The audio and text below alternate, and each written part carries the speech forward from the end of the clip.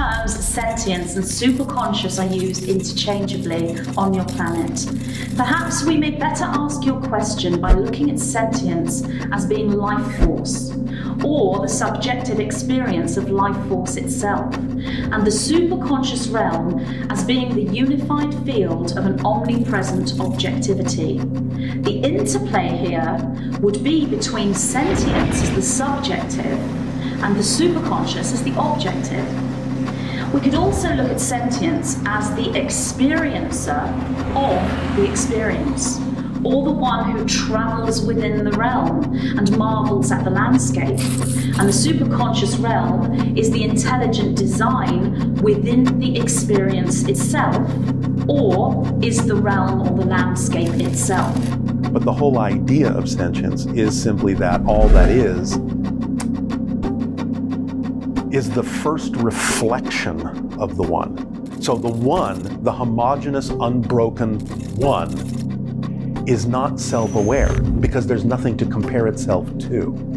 But the portion of the one that suddenly has this concept of, oh, there's an other, becomes self-aware, because you cannot be aware of the self if you're not aware of something that appears to be an other than self. So it's that reflection, the first reflection within the one creates all that is aware that it is all that is. And everything is made of it, so everything expresses that self-awareness in some way, shape, or form. And to me, that is sentience. Sentience. Yes, of course. It is aliveness. It would be the vibration that is touching me. Something touches me. And at first it is a feeling, but then within me, I discern how I'm going to feel that. So my aliveness and the walk that I've come through allows me to discern it in my own unique way. And so our work now, really, in the work of this film, in Sentience, bringing an understanding of sentience to the world in whatever way we can, is about bringing this sensitivity, which is beyond anything. It's a feeling, it's a verb, it's what connects the subject and the object. And when we look at our feelings or our thinking even, or our seeing or our hearing or our tasting, it has no image. It's more of an energy.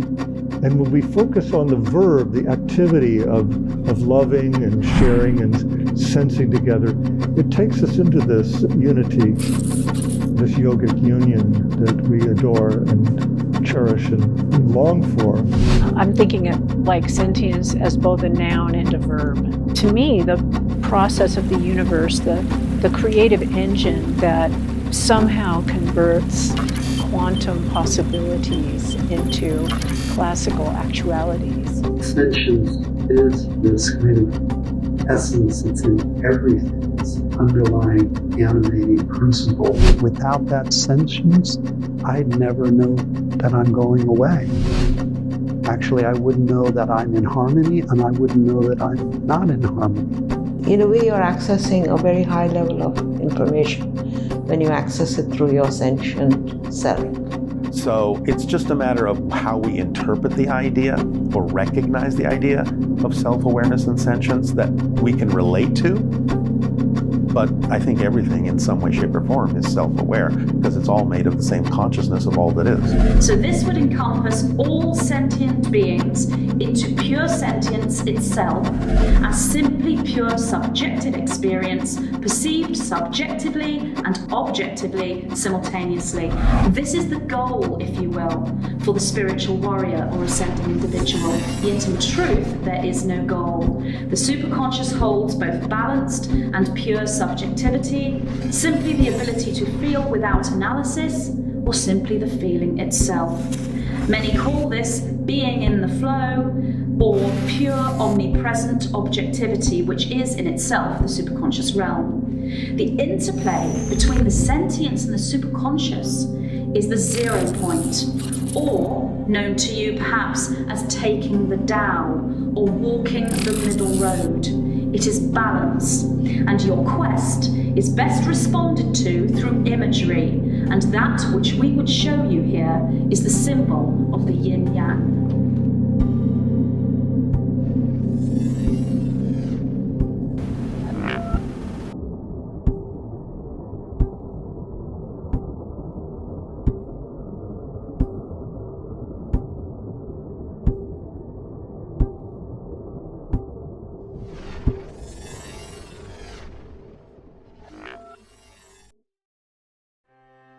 Little did I know how prescient this awakementary about sentience, superconsciousness, and ascension would become when I embarked upon this cosmic investigation 2 years ago. Nobody expected what was to come, with humanity facing our most monumental challenges yet. My guidance team of Pleiadian origins intuitively initiated me through this creative filmmaking process that I now know I've been in training for my whole life as a starseed myself. My mission? To raise awareness about the life force known as sentience. What I've come to regard as this interdimensional guidance system strategically designed to transmit signals non-locally beyond the limitations of space-time so we can interface with the multiverse around us and the universe inside us. Most of all, sentience encapsulates our sacred connection to the divine, which is, in my opinion, infiltrated and under assault by a mass emotional manipulation, mind control, planetary enslavement, psychospiritual abuse, and shadow projections now more than ever, as our planet, Mother Gaia, moves through an ascension window triggered by a stellar activation cycle, essentially making humanity a target during this great age of expansive probability. Perhaps the greatest issue is resisting the perennial divide and conquer strategies and rising above the ancient, multifaceted trappings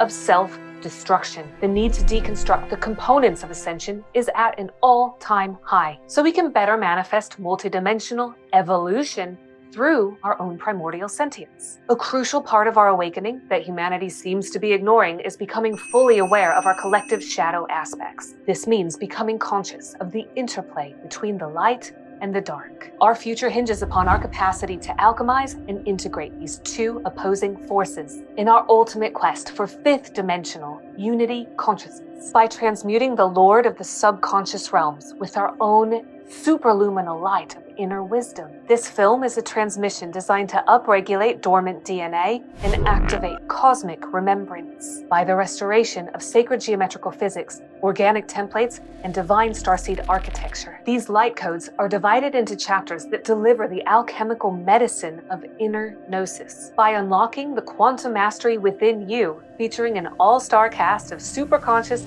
cosmic co-creators delivering downloads about, revealing blueprints by dissolving imprints with photonic light, synthesizing synchronicity and psionic intuition, shifting timelines, dimensions, and dense consciousnesses, initiating galactic contact, and becoming the frequency override antidote to AI, transhumanism, and anti-sentient agendas. This is an inner journey from awakening to ascension, embracing enlightenment by aligning free will with God-Goddess consciousness that even opens up the potential for a cosmic ray-style solar flash event. But of course, in honor of the dyadic principle of our universe, we must first face our inevitable mortality in order to truly embrace embodied sentient life, which I would argue is part of a karmic reconciliation function of a certain widespread virus. That is to shine the light on our collective fear of death. So we begin by boding the query, what is death?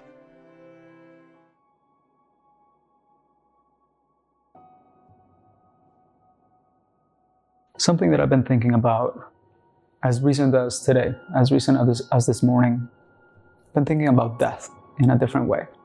Not in the macabre or cliche way of we're all gonna die, something that we all know and can think about it at least in abstract terms, but rarely does the reality of our finality really hits us to the point where what do we do also with that responsibility of being alive for this glimpse in the whole of the universe? I'm hugely open to the idea of reincarnation. I think that it's the only thing that makes sense in nature. There's always a renewal of the trees and the leaves every year, and why wouldn't there be for human experience or living experience too. There is in so many religions a tradition of an afterlife and a rebirth. Take your pick of if it's going to be a rebirth on Earth or in another civilization, on another planet, around another star. It'll immediately get complicated, but yes, I believe that answered the question, that the death experience allows you to come to a comfort about what your life has been and how that fits in with your needs. We know this because of many near-death experience studies where people who were clinically dead, when revived later, were aware of everything that had gone on. The first moment that I owned my identity as a broadcast, oh my God, I can't die. This is the television set. I am the broadcast. What's irrelevant? I'm immortal. So when we die and we leave the physical body, the higher self merges with the soul body because it's really a part of the soul body. And we go to the spirit realm. We get to, reconvene with divine love and remember, oh yeah, this is who I am and I'm infinite and I'm connected to source. And then, we have another lifetime and we go through the whole amnesia thing again because we have karma. I subscribe to this general metaphysical notion that when our divine spark, our soul, incarnates, takes on this body, in fact, some believe manifests this body as a vehicle for exploration, that there's a wiping of our memory, a past life memory of our connection with source.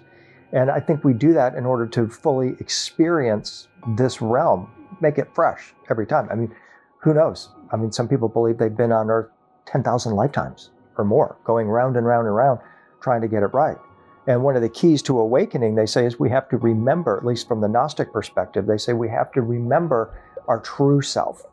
That, first of all, our flesh isn't true. It's an image of our true self. And the self that's on Earth is only a fragment of a greater flame or fire that is our true self. We therefore have to accept that there is some machinery in the universe that allows our lives to be cumulative, to be adding up. That is, past lives contribute to our present life. And this is how karma happens. You can't get out of it. Karma is out of balance frequency. When you feel that emotion of negativity, of something is telling you, oh, your frequency is out of balance. What I realized was that we go through many deaths every time we have a negative emotion. Every time something happens that we did not want to have happen, we can go through those stages. And our soul being is sort of described as the sum total of all of that. And it's available to us through our soul connection, and not forgotten in the universe, and accessible to us for us to make intelligent and life-sustaining decisions in our lives. Different people with different karma have different callings and different things that they're meant to do. We're not all the same, and we don't have the same karma, but we all have one thing in common. And that is when we're born, we're given a palette of emotions. And we take our paintbrush every day and we paint our world. Ooh, I want some happiness. Oh, I'm a little frustrated. Nah, I'm really angry. And I feel resentful. And we paint our world with these colors. And this is what connects us. But it also connects us in karma. Because when you feel angry, and I dial into that, and then I feel your anger, our energy is connecting. And when our energy connects in that way, we spin the karma wheel one more time. And so it's a karmic thing that keeps occurring over and over. But the idea really is that we are still nonetheless infinite, eternal, indestructible beings in our core. And whether we get it or not, whether we achieve the results that we attempted to achieve in this particular physical life, there's always another opportunity, there's always another chance, there's always other realms, other dimensions, other lives that we can experience ourselves in, and that never ends. So it's about what we choose to do with what we're creating here, what theme we choose to explore, whether or not we can remember enough of who we are to sort of break out of that illusion and start to remember that we're creating this for ourselves. But if people don't, if they don't get it here, they will get it somewhere. So it's an opportunity. It's like playing a game like chess. Some you will win and some you will not. But overall, you learn how to play the game better and better and better. And Dr. Konstantin Korotkov, the Russian physicist, did extraordinary studies. He has mechanisms for studying the tiny current of light coming out of the body. And he found that that light carries on for a while after the person has died.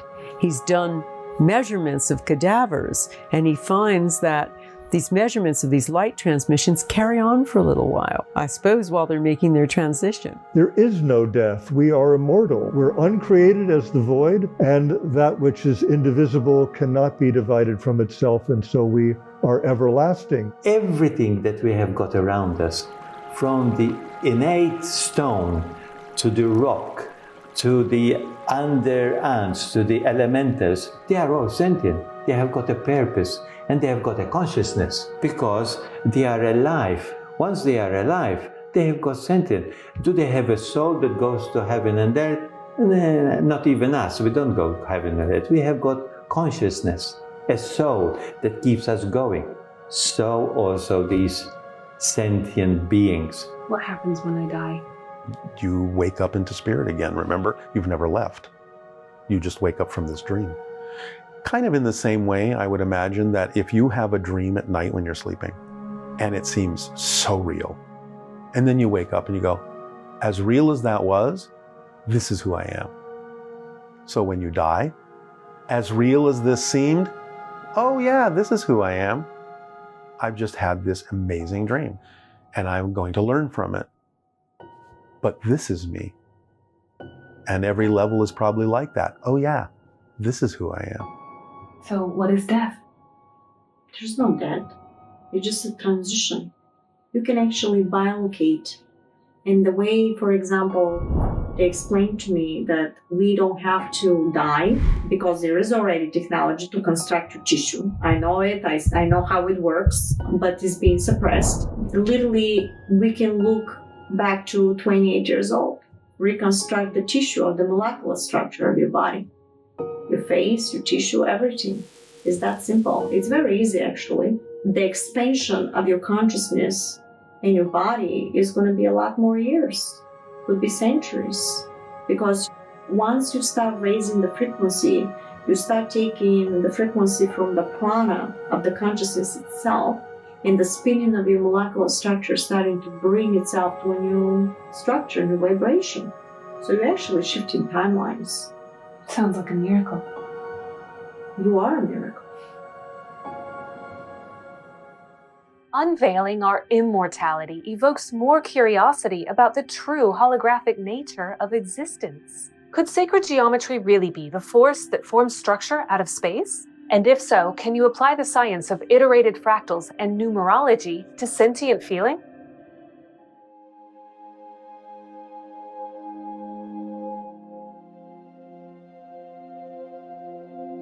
There are people who are mediums of sorts.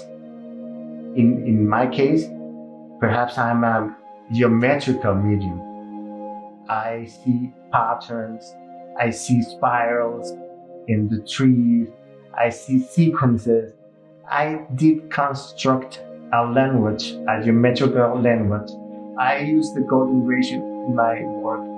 I am also using the Fibonacci sequence. When you see a shell explained with numbers, you can say that they are poetic equations.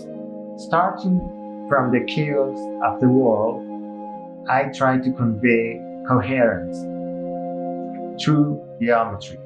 For me, fractal geometry was the key to everything in this regard.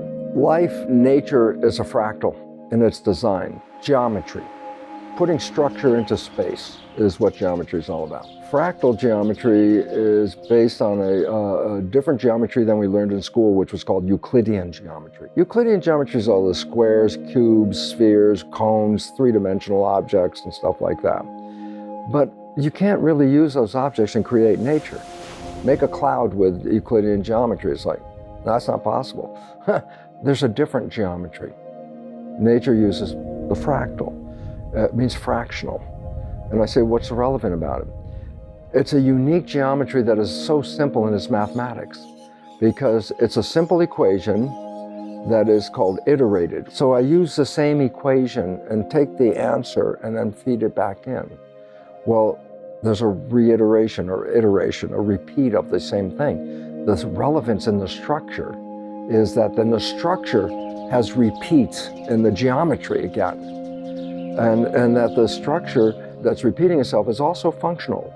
Not just a structure, but a functional repeat. Sacred geometry is very important to all of this, dealing with energy, matter, sentience, consciousness, divine energy, and all this, because sacred geometry is a fundamental basis structure of the ether of space-time itself. Every point in a space-time, or every Planck unit in space-time, which is the smallest measurement of distance, you have something called a flower of life. And the flower of life has intersecting circles, and these intersecting circles create something called a vesica piscis. The vesica piscis emanates out pure divine energy flow from the universal consciousness 24 hours a day, 7 days a week, at all points in space-time. Now within this flower of life, which is a sacred geometrical structure, you have the Metatron's cube, which is a 4-dimensional hypercube. And inside of that, you have something called the vesica piscis. And then in that, you have the 64-grid tetrahedron. As we go one more level down, you have something called the vector equilibrium. Now, the vector equilibrium is the centralized point inside the flower of life that gives you access to zero-point energy, that gives you access to spiritual energy, that powers every single cell in your body and everything in the entire universe. All energy comes from that one source, but it's everywhere. It's flowing in us, through us, and out of us at all points in space-time. The universe has its own inherent geometry in it. And we see that in the clouds, we see that in the spiral of the shell, we see that in so many places, even the proportion of the parts of the body.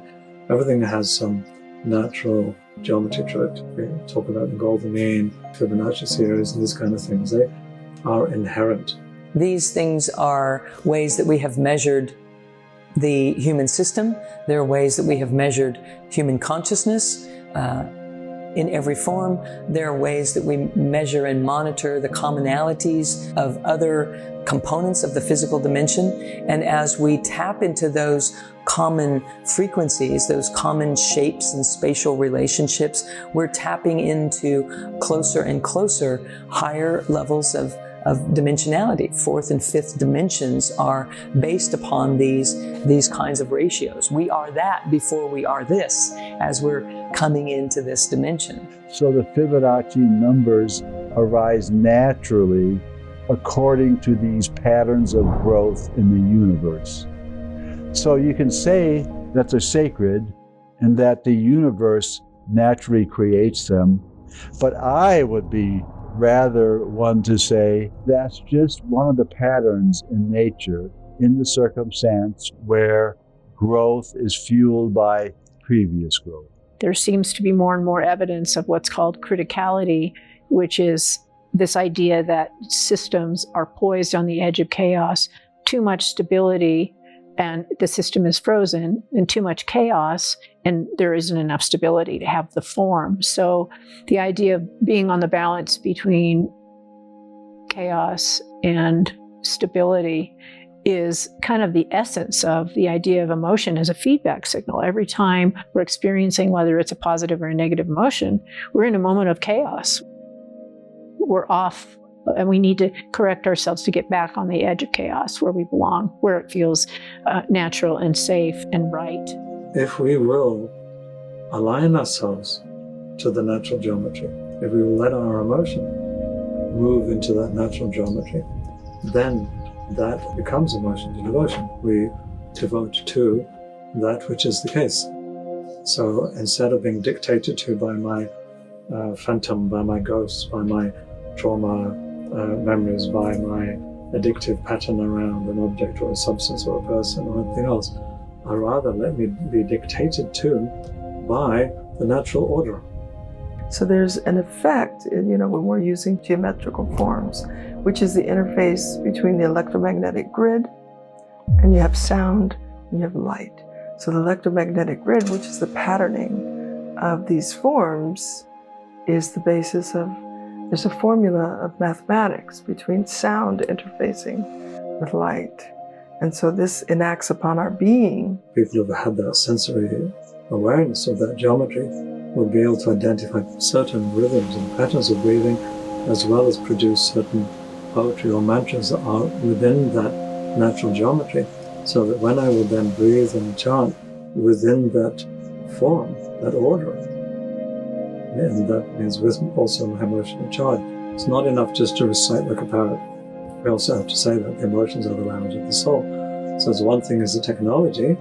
That's why some people may go in a cathedral or sacred garden and feel nothing, because if there's not the connectedness to the sensory self, which is through mutual quality within your heart, with that sensitivity, and then the practice is done with all that emotion, then the combination of the technology and the emotion into the devotion will produce everything, absolutely everything can transform around you. People who are beginning to awaken in consciousness will start working with the pyramidal or double tetrahedron shapes and forms.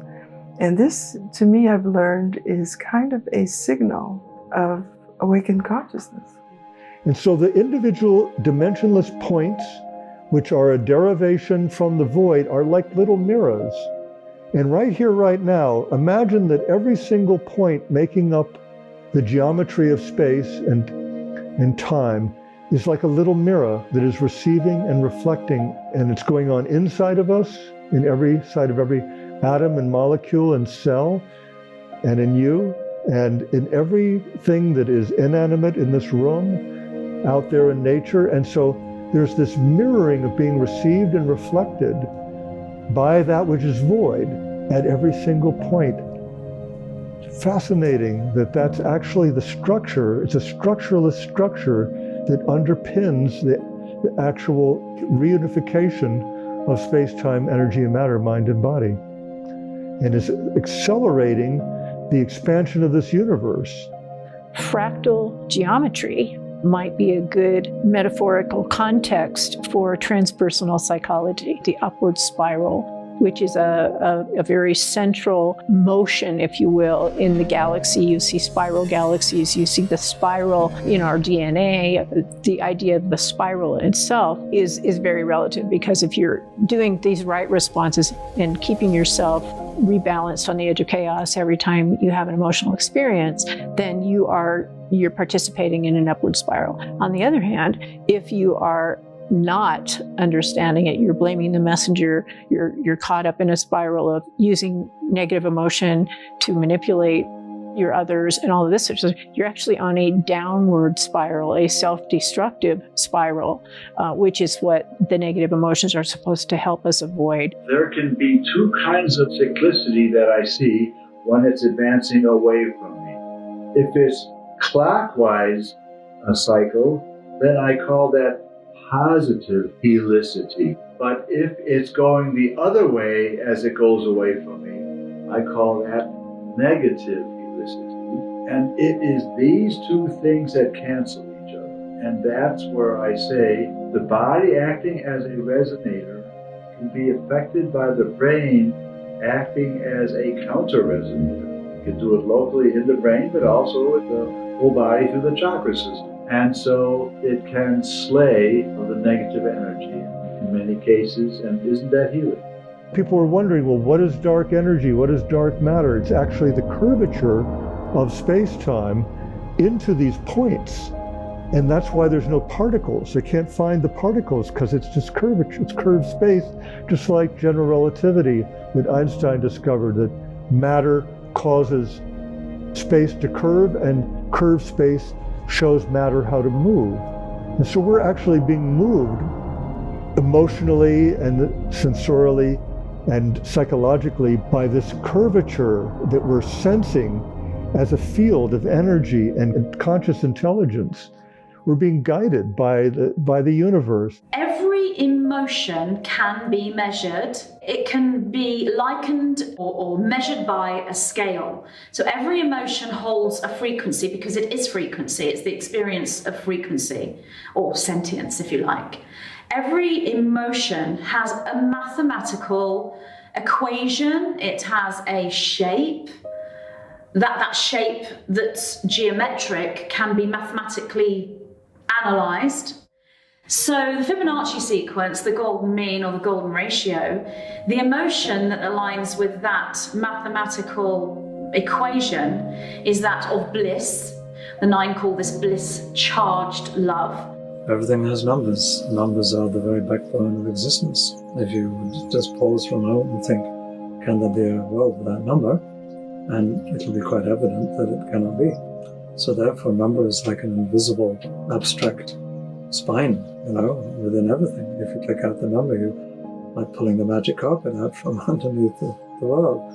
It won't exist. In every material thing, there's a corresponding reference in the abstract domain, and the abstract domain, most abstract, is number itself.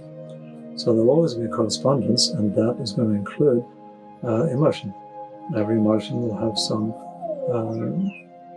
singular or combination of number intelligence within it, absolutely. So sentience is the key, and it all blends together. So yes, it forms in sacred geometry, it forms into crystallized shapes. I know those to be monadic structures. Sometimes they look like little sort of whirlpools, which are like vortices or little toroidal field shapes. Sometimes it can be number, like mathematics, but overall it is a signal, it is an interlocking unified signal or unified field that is everywhere in all things, running through me, and when I open up to that communication, I'm able to perceive it and see it and feel it.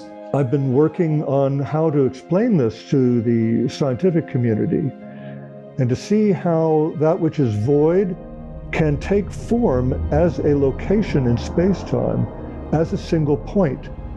And that single point, when it's a location in space-time, then calls up these virtual equal but opposite forces, what we have come to know as gravity and electromagnetism, which are actual canceled to zero. And so the void its equanimity is maintained. Even the most conservative astrophysicists agree that all the forces in the universe cancel to zero. So we have this need for the non-physical in the physical, and we could say that the metaphysical is essential to the physical. Because consciousness is literally like a artificial intelligent life structure, but it's not negative. It's basically life form of geometry structure of sound, vibration, and thoughts. And all that from there is created matter and everything else. This table is basically vibratory rate of frequency sound. If I hypnotize you and I tell you that it's not there, you're literally gonna project and move through it because you create a reality that this table no longer exists for you. It feels matter, but it's actually density of magnetic and gravitational field. When you dream, you also feel how do you smell, which is another platform they told me of reality. There's no difference between the dream state and this state. They said everything is dreaming, but you feel what is real. If you want to get information about the universe and you can see a pattern at one level, you can generally apply that pattern to the next level. So I can study a cell, see the pattern of how it works, and make a direct connection to the biology of a human, because we're using the same mechanisms. And then humanity is the not yet experienced, coherent population of all humans coming together as one community. And that's an evolutionary step that if we get there, we move on to the next level. I wondered if I could use fractal geometry to better understand the emotional, chaotic, dissonant trauma that tends to knock us humans so off purpose. Is there even such a thing as distorted physics and energetic grids? This takes the concept of programming to a whole new level when we differentiate our conditioned imprints from our divine blueprint and relate that to our ability to embody higher photonic light quotient.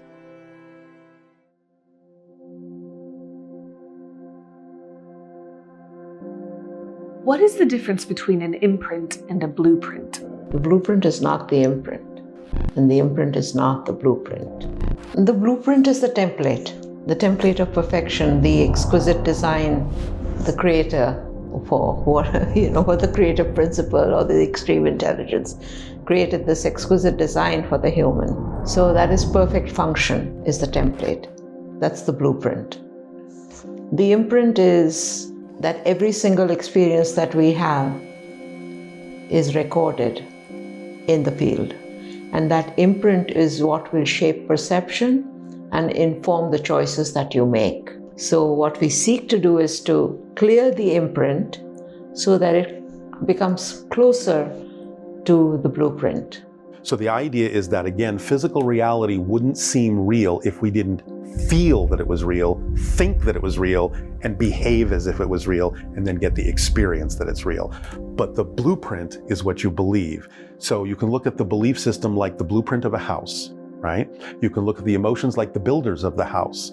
You can look at the thoughts like the building materials of the house, and the behavior is the nature of the house when it's built. Well, if the blueprint is off kilter, your house is going to fall apart. So if the house is falling apart, you go back to the blueprint, say, where do I need to change the blueprint? Something's not right in the blueprint, right?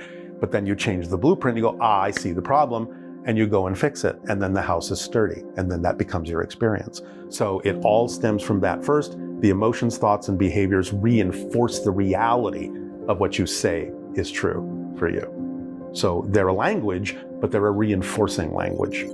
They're a feedback language that strengthens the illusion that this is real when it's not. Otherwise, again, you couldn't have this experience. You would see right through it. It would disappear like a puff of smoke.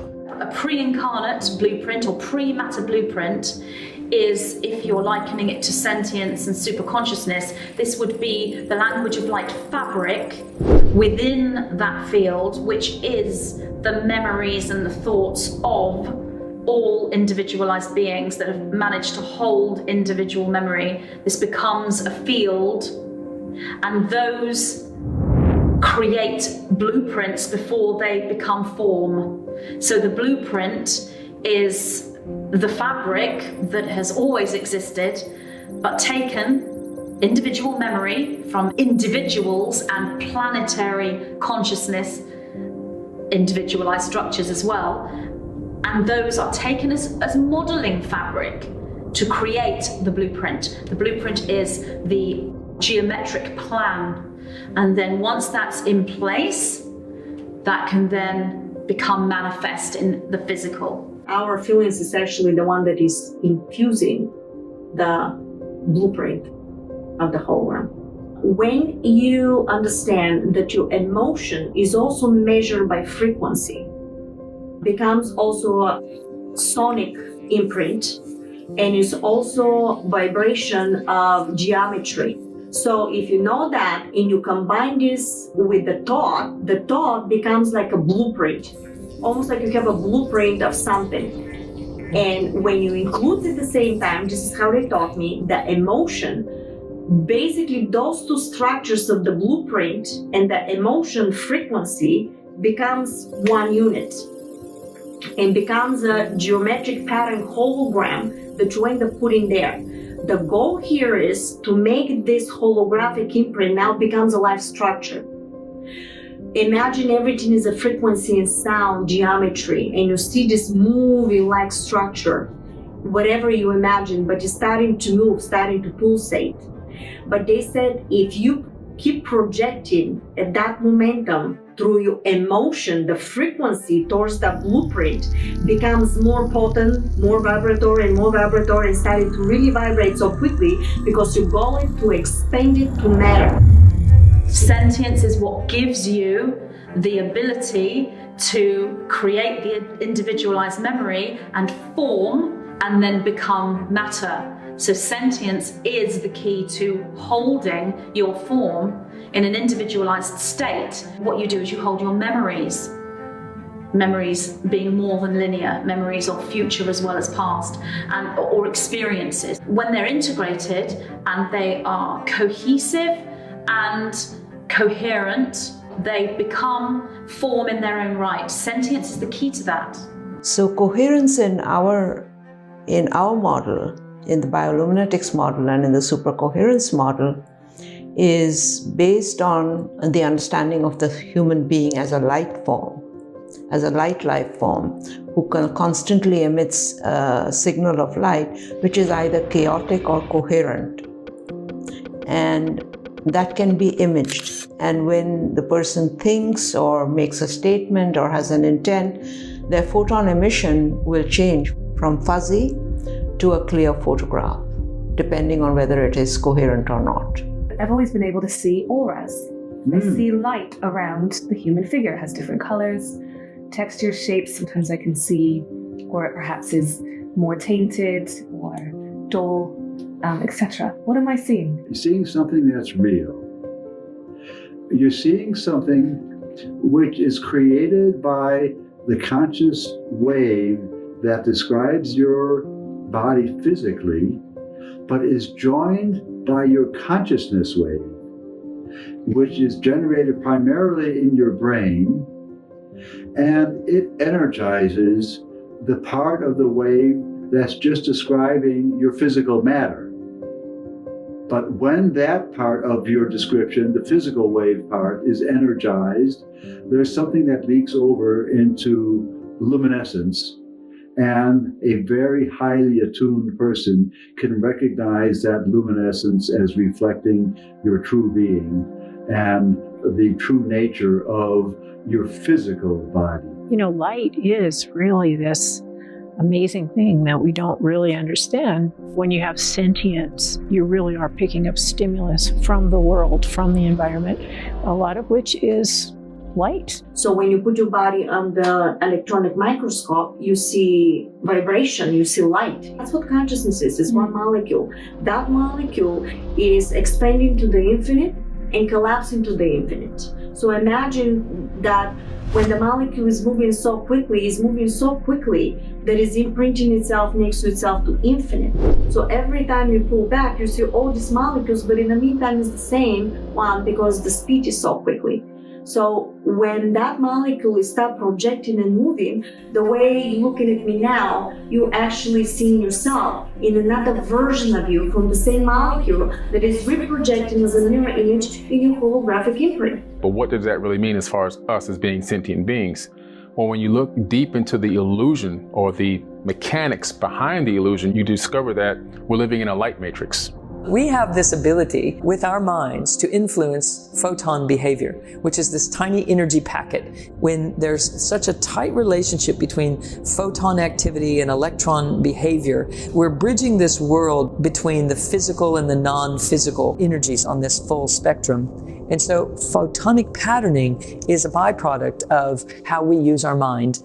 If we use our mind in habitual ways, if we use our mind based upon the limiting beliefs, by the way, all beliefs are limiting in some fashion, but by coming from this believing, thinking, analytical mind, we create a photon pattern that is in accordance with that, because photons respond to thought. As a matter of fact, every person has 0.07 millivolts of electricity per cell in their body. 35 million cells are in your body, but you have over 2.65 trillion volts of electricity in one human body. That's how powerful we are. The infinite helix is when you would take the step back and see pure light. And what it is code. It's code inside this light. That code has within it information for you as you live your life, but it also has information in multiple layers of everything. So you can unlock these codes and find out what that information is, and information is pure light. So that's what's inside these helices and these different forms of the helix, which is our DNA. And what you're actually doing on a more scientific level, if I can speak that way, is activating that DNA. Things begin to change, forms change, they activate, they hold more light. The Nine call this light photonic light. My understanding of supercoherence is when we are able to shift from being a 60-watt light bulb to a 60-watt laser, where we do have different potential available to us. When you shift at this level, when you restore coherence, when you restore supercoherence through the frequency tools, it's a different ballgame because you're not asked to do anything. It's a reconnection to that level through the use of frequency. So the photon patterning is changing as we're awakening to a greater degree of our capacity as creators in this life experience. The patterns shift. When they shift, more spaciousness occurs. We have bigger thoughts. We allow more possibility in our own personal life experience, all as a byproduct of photon repatterning due to our consciousness awakening. I began to recognize light as a language we can decode to become a frequency match to our own unique divine blueprints. This unseen but ever-present stream of liquid plasma creates the infrastructure for our Starseed architecture, whereby we can communicate via sounds, symbols, and clairsentience as direct translations of informational life. It all starts with the sacred qualities of semantics, speech, and spelling.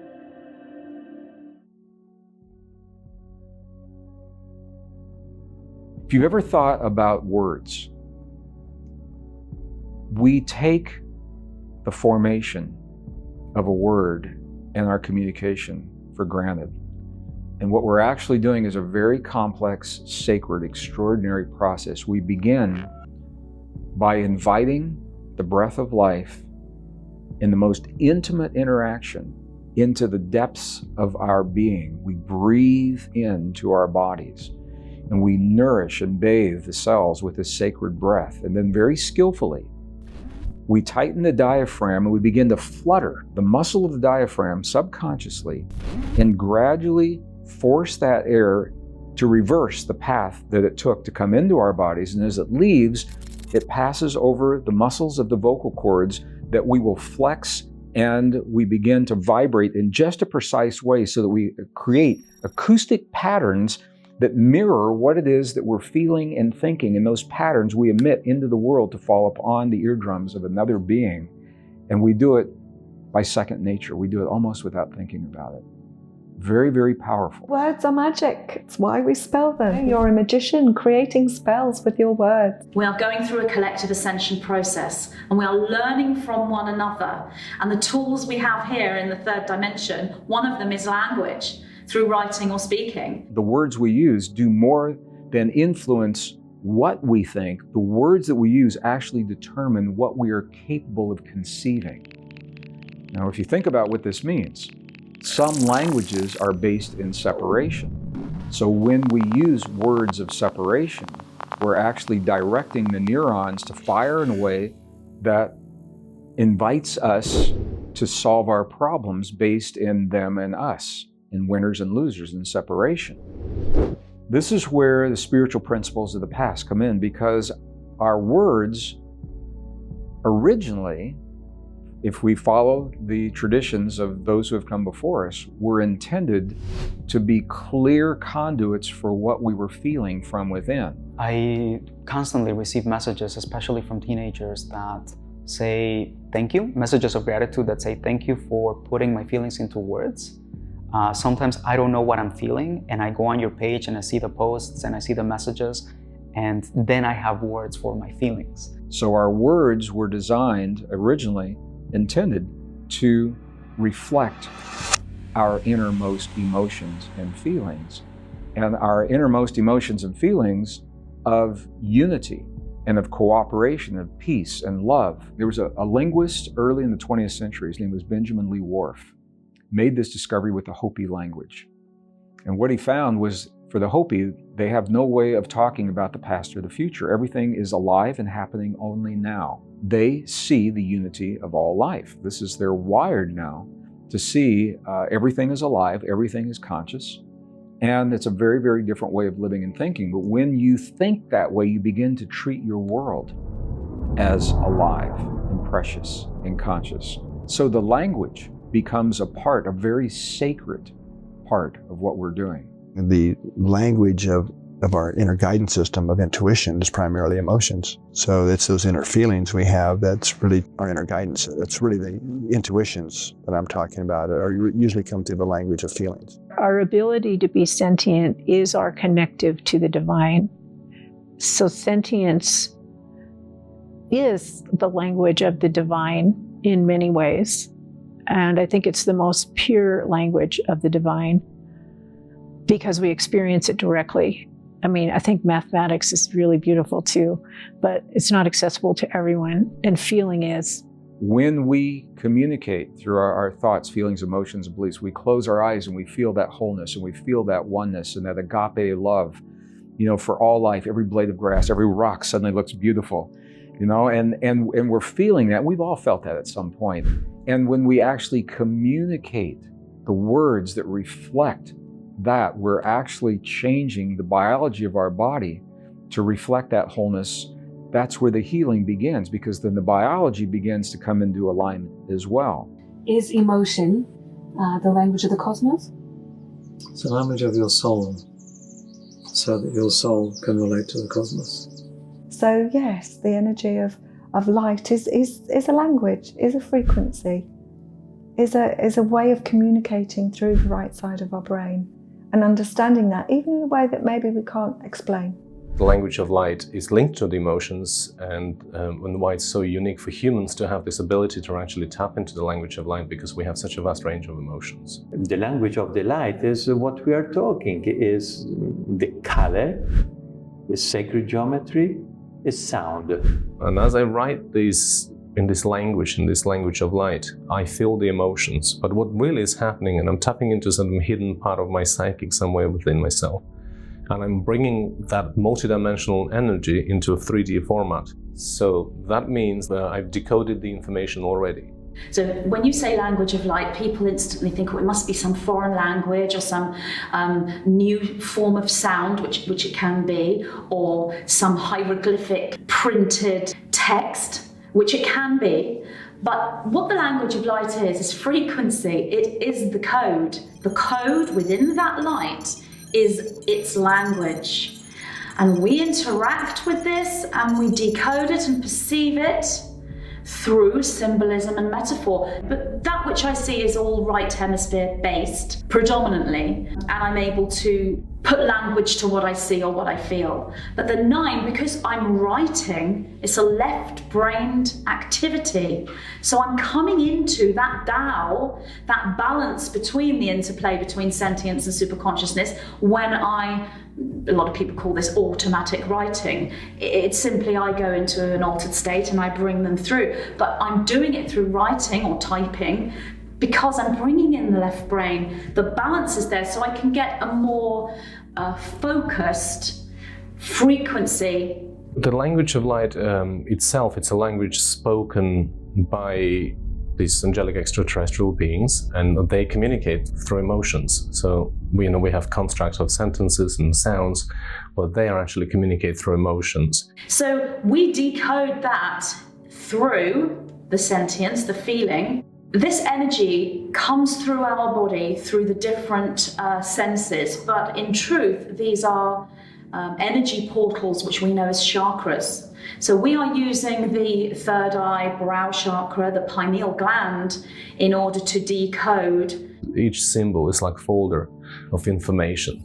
So you're presented with a folder of information, but then now your task, your challenge is to actually open that folder and actually reveal the information. It's about reminding people of their cosmic heritage. The language of light really stands for going on an inner journey with your eyes open, really. If light carries information via etheric data streaming, then psionic activation is clearly possible. In fact, I learned that not only is psychic intuition real, it's essential for ascension. And synchronicities occur along the way to let us know we're on the right track. That's the primordial function of our sentient feelings.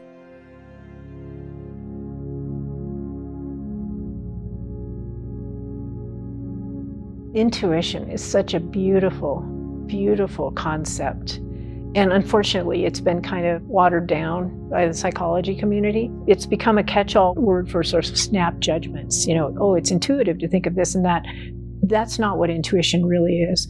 Intuition, in my understanding, is a capacity that all humans have. It's kind of an inner sense, if you will. It's something that is nascent to us that oftentimes too much logical and linear thinking and too much information to the contrary can sort of block it, if you will. I think that intuition has normally been associated with the feminine component and emotion. I think that the two things are very, very much interrelated.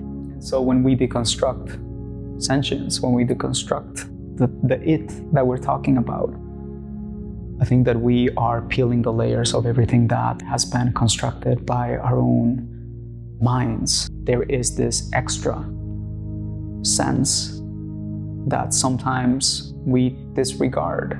When your intent is coherent, you have an aligned intent, the universe has no choice but to open its doors.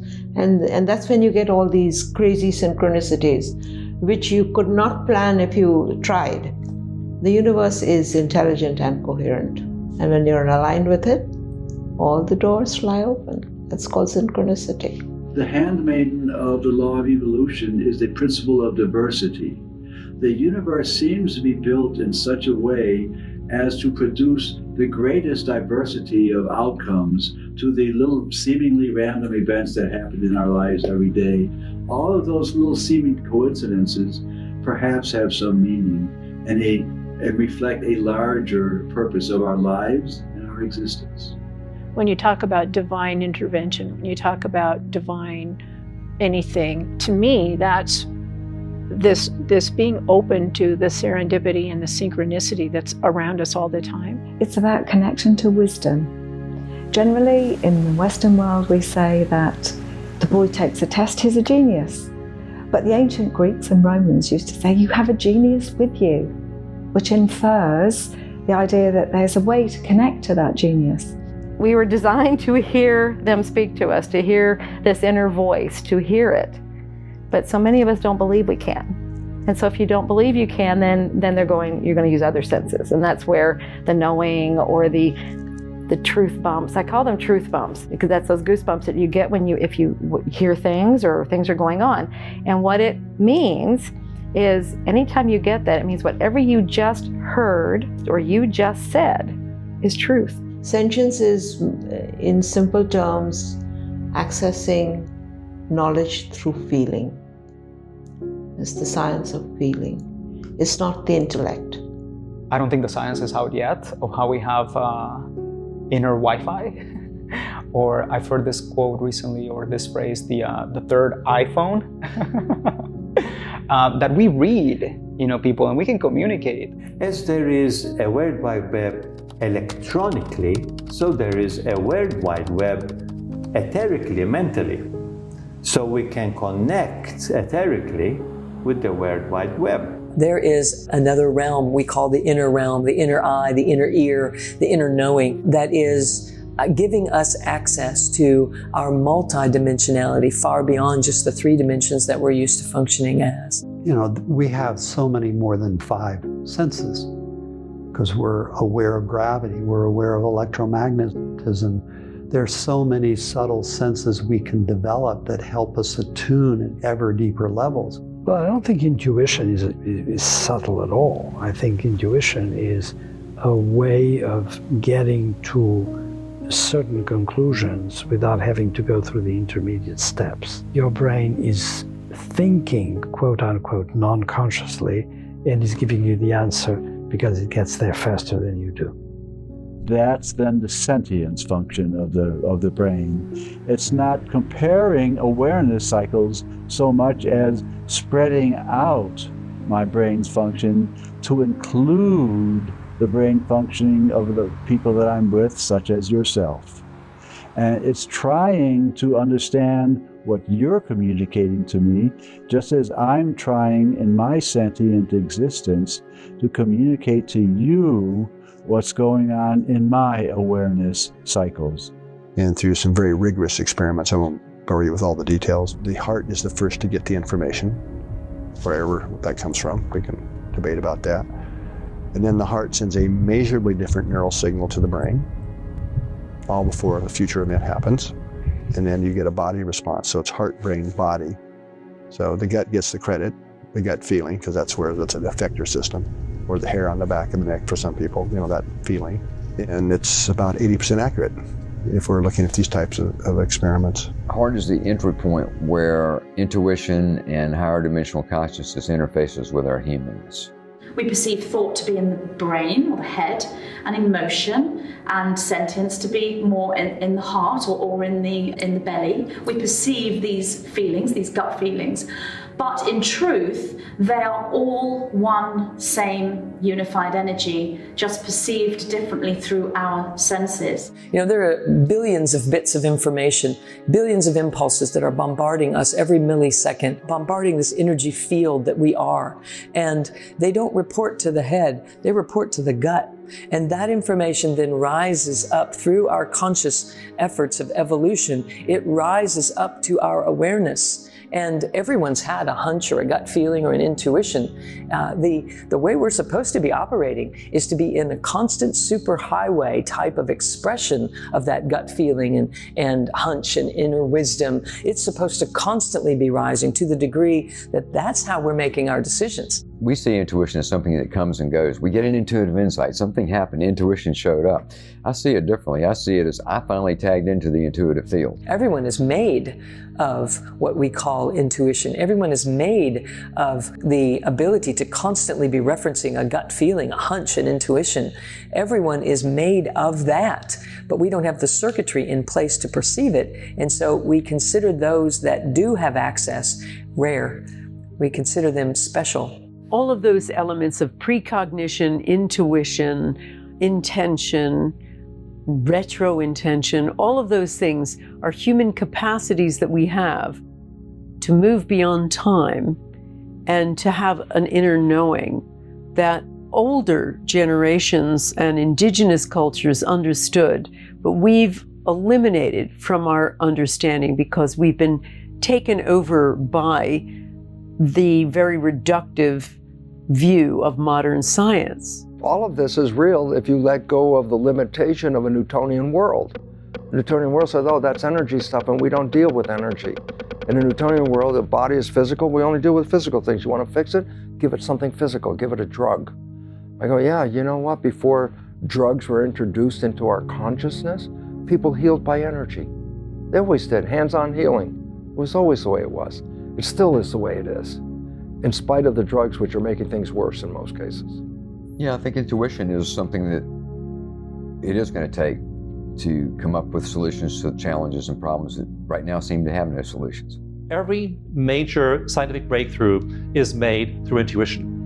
And so we don't make them by slogging away at the level of our limited human thinking, but we can imagine things, we can create things, we can evolve things in this expanded consciousness. We cannot evolve at our caveman consciousness. That's where we need to go as a species and individually. Everybody wants to know, how can I develop my higher spiritual capabilities of, say, my psychic abilities or manifestation? I mean, they tell us that humans innately have the ability to manipulate matter, to walk through walls, to fly. And this sounds absurd to talk like this, but this has been so well documented in all the mystic traditions. This is what a fully functioning, in fact, a normal human being can do. We're not normal. We've been conditioned to accept that an inferior life is a good life, that not developing your abilities is actually the safe way to live, because otherwise people are going to think you're weird or something. And so it's been drilled out of us to feel or experience or develop these capabilities.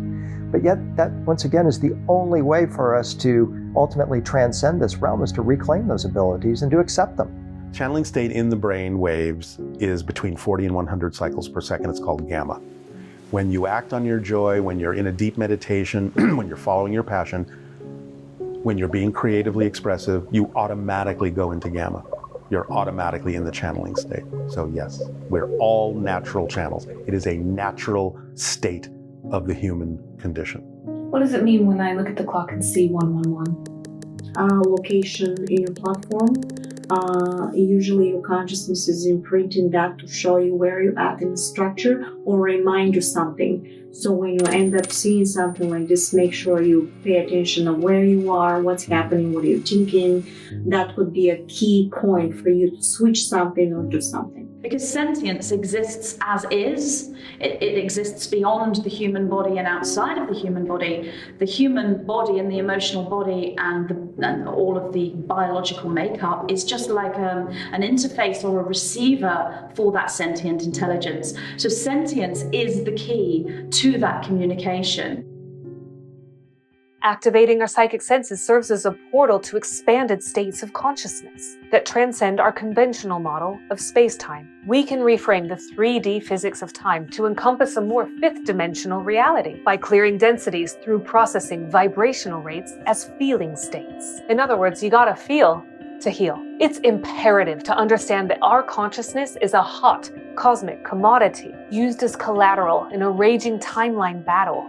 A little bit more about that later. So how does trauma affect timelines? And how can we co-create more organic, Christed, life-affirming paths for the collective?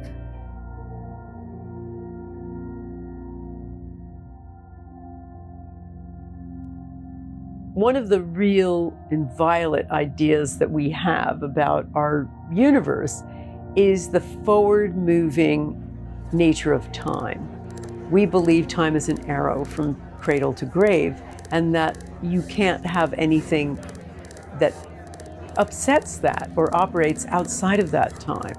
But there's so much evidence, so many studies showing that time is much more elastic than that. And even our science is starting to catch up to these concepts because in recent experiments, quantum physicists are really starting to see that space and time are out the window.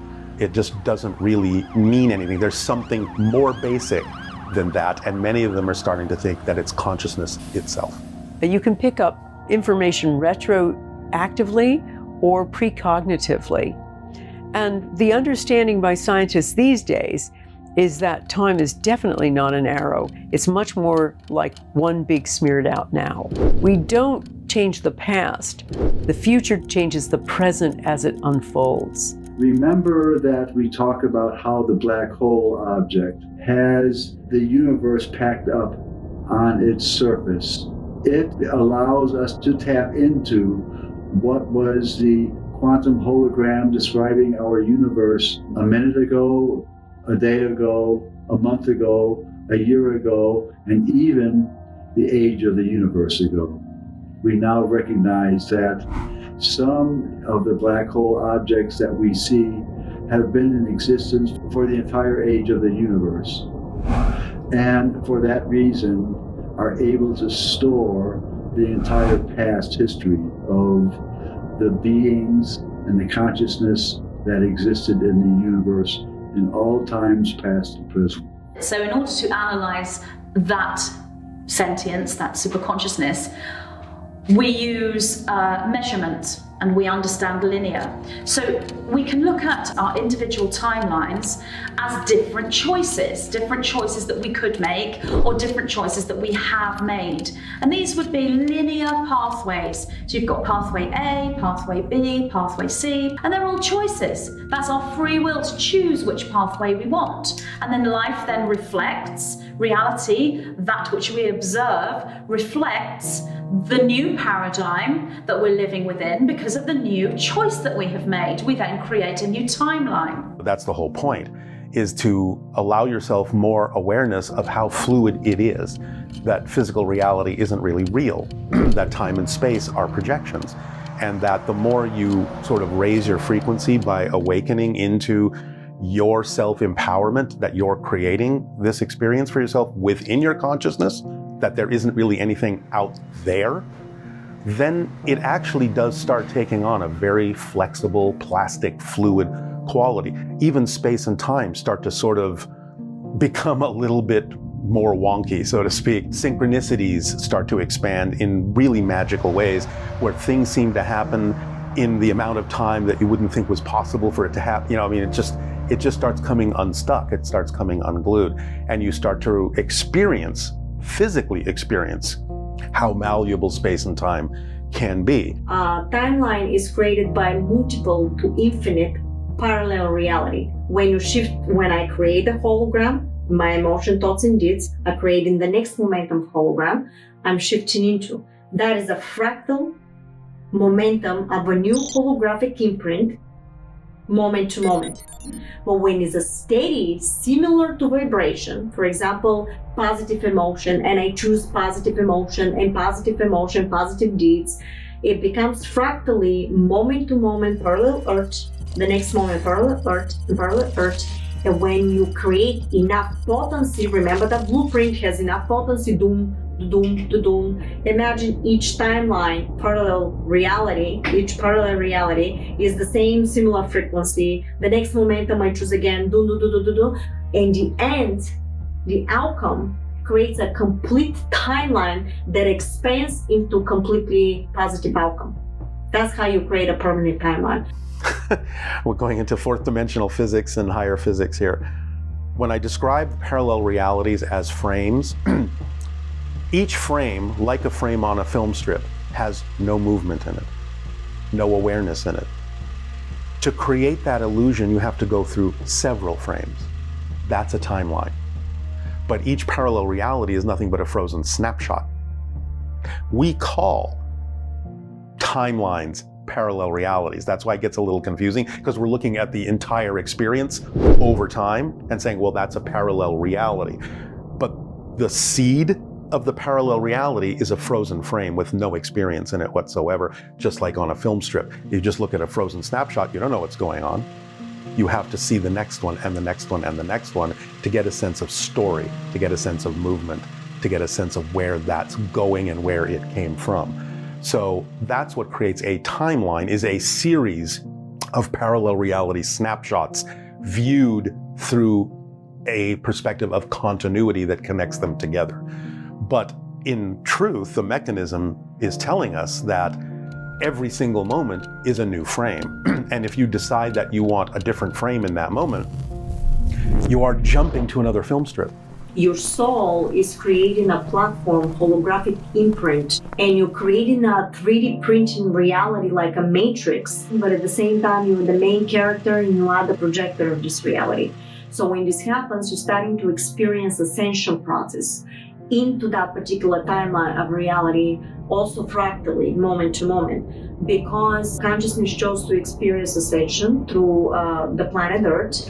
And when you tune in through agreements, you start doing something, but before you come, you have almost like a script. Where are you going? Who is going to be born? Where are you going to be born? Who are the parents? And what are your mission? If you change who you are as a person in the present, in a sense, you had to have had a different past to have become that person. That's the way it works in physical reality. So when you change your present, you are actually changing your past as well. You have a different history. Now, you may create it so that you don't remember another history, or you can create it so that you might actually have hints of the history that you used to have before you changed. This is starting to show some of the breakdown in space and time. I'm not saying this is always the case, but some people have recognized this as a phenomenon that they have referred to as the Mandela effect, where some people are remembering a different situation than others who shared the situation with them. And they're both right. Deja vu is kind of like that. It's kind of like an overlap, but it can also happen because on the spirit level, especially in dream time, you might actually lay out what you're going to do in physical reality like a blueprint, and you might forget you did that. But when you actually experience it, you go, oh, wait a minute, this seems familiar. I've done this before, yeah, up there, or in another parallel reality, another version of you did it, and you overlapped, and now you're aware of the fact that it's happened in another reality, and that's why it feels at the same time like, I've done this before, and I know what's about to happen because I've done this before. So you're actually looking at two different arrows of time, forward and backward, simultaneously because of the overlap between this reality and another reality, whether it's physical or non-physical. When we are in that place where we are in that sentient place where we're following the North Star or the Polaris light, and we're in that alignment with the inner pillar of light, that's when we're in a convergence point or a node point. That's when we are walking our path, and all the choices we make have already been pre-made for us. All the timelines converge into one. at that point. So they're no longer linear pathways, they become a circle, like a little vortex. That's the convergence point, or also known as a node point. And there are loads of them within our timeline scale. It is destiny, and that's what's known as fate. But people misunderstand destiny and fate by thinking you only have one future and it's written for you and there's nothing you can do to change it. And that is the opposite of the truth. You're constantly creating that fate and that destiny and coming into alignment with it. And the more in alignment with it you are, the more you are able to recreate it. Because of your sentience, you'll be able to feel when you're in a convergence point. But because there's no linear time, we get into that convergence point and we can look above, if you like, again, a directional model, and see the original plan that we chose before we were born, in a linear sense, and we can change it from that point of view. We can think, oh no, I think I'll change that slightly, and I'll configure it a little bit, and I'll change it into this. So that's how we truly create our reality, is by getting into that point of absolute alignment. That is the secret to all of the law of attraction and the manifestation. Is all there. When you walk this path, you are going to find that more and more and more you are experiencing these convergence points, and that again is ascension. So these kinds of things show the flexibility and breakdown of time and space in our consciousness as we become more aware that we are these multidimensional beings, shoving ourselves down into a box to pretend that we're not. But that box is now leaking. And so we're starting to get glimpses of the parallel realities we're using to create the timelines we experience and how we can have more autonomous conscious control over which frames we actually experience from this point forward. Your reality will match your emotional state. But I will say, if you have an off day and you're feeling a negative emotion for a few hours, yes, you may have a little bit of a change in your timeline, but not really. It's the predominant emotional state that changes the timeline, the one you live within most of the time. So, say, fear on its own can create a matching timeline, a very fearful timeline, which none of us really want. But integrated fear creates an integrated timeline. So the fear changes its frequency, and what you experience is the chance to integrate fear. So your timeline will be constantly giving you opportunity rather than more things to be fearful of. You won't be living in a frightening existence. You'll be living in an existence where you're able to overcome your fear. Because you can have many choices. So we're going to still be able to see for a while that there are people choosing things that are not necessarily the realities we would choose. And that's okay. Just because you can see and observe them doesn't mean they affect you. Bashar's kind of used this analogy of saying, look, things are kind of splitting apart into different parallel tracks right now. And it's almost like there are glass walls in between the different realities. So you can still see what other people are choosing, but they can't reach you with their ideas. Their vibrations bounce off those glass walls back to them. Your vibrations bounce off the glass walls back to you. So even though you can look like you're sharing the same reality, you're not anymore. Things are actually physically starting to split apart and are being separated by vibration. But now that we're in the fifth dimension and we're in this higher frequency, duality as we know it is splitting apart. So polarity and time is one and the same thing, but it is difficult for us in the third dimension to see that. So you could say that perhaps polarity is the buildings and time is the landscape the building is in. But it's all one field, one expression. And many people call it an illusion, and that is true, it is. You can lose yourself when you say that.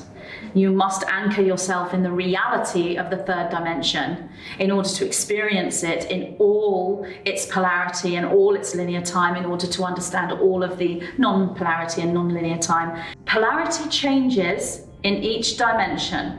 So in this dimension, in the third dimension that we exist in, the physical dimension, it's very dense and very, very intense and opposing, fear and love, dark and light, very, very opposing polarity. But polarity can lessen as we move up the dimensional scale. So in the 4th dimension, in the 5th dimension, or whichever way you want to explain the different levels of expansion, like this moving away and seeing form and then seeing light.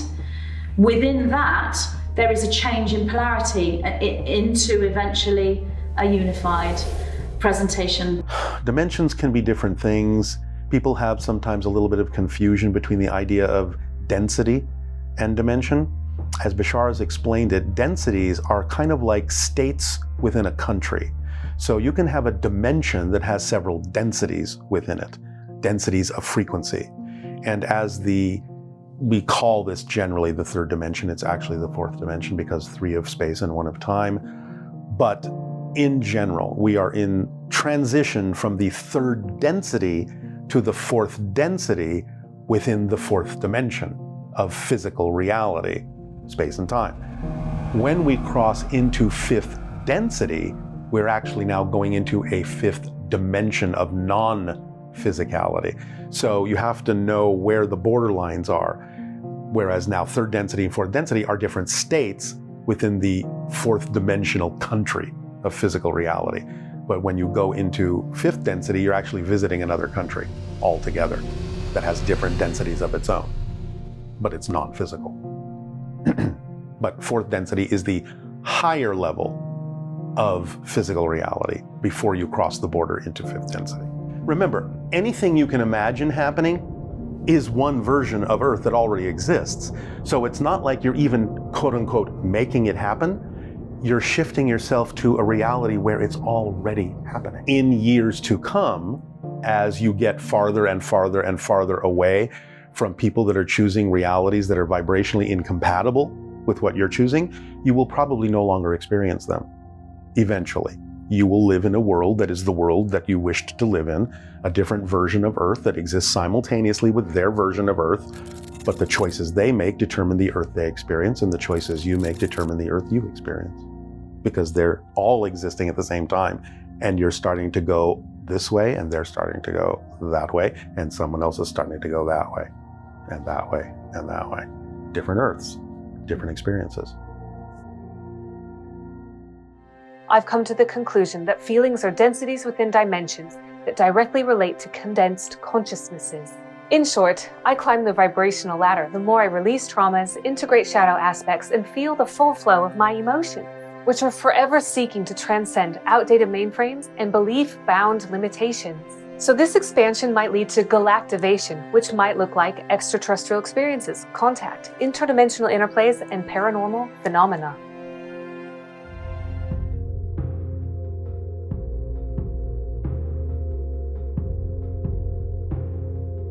Seems to me these higher levels of consciousness we're achieving often come with some kind of contact or experience in some way. Well, yes, because we're becoming more aware of what exists and therefore expanding our bubble of inclusion to include other entities, other consciousnesses, and they become aware of us when we do that. So in a sense, they're responding to an invitation.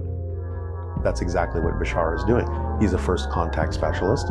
He recognizes that our consciousness has reached a level where we've become aware we may not be the only ones around. That to them is an invitation to start a dialogue. Then they see what we do with that dialogue. They see what we do with that information. If we absorb it and apply it, that means we're asking for more contact. If we reject it, they leave us alone because, again, it's none of their business. And they wait and see if we decide to change our mind. So the agenda of contact with other beings like that is completely in our hands. Completely in our hands in terms of the timing. All we have to do is become a little bit more like them so that we become more vibrationally compatible. And then we can coexist. It's almost as if we're being watched all the time. And when they see particular people reach a specific frequency, then they interject in some point. You know, they make this communication or this contact or show themselves or fly over your head in a craft or whatever. But it always seems to happen to people that have had these revolutionary, consciousness experiences. And it's almost as if they're scanning for frequency ranges. Because right now we have a satellite in space that can literally send information directly into your head. This is, again, real science. It can pinpoint you, because they can pinpoint the heads or tails of a quarter from space now.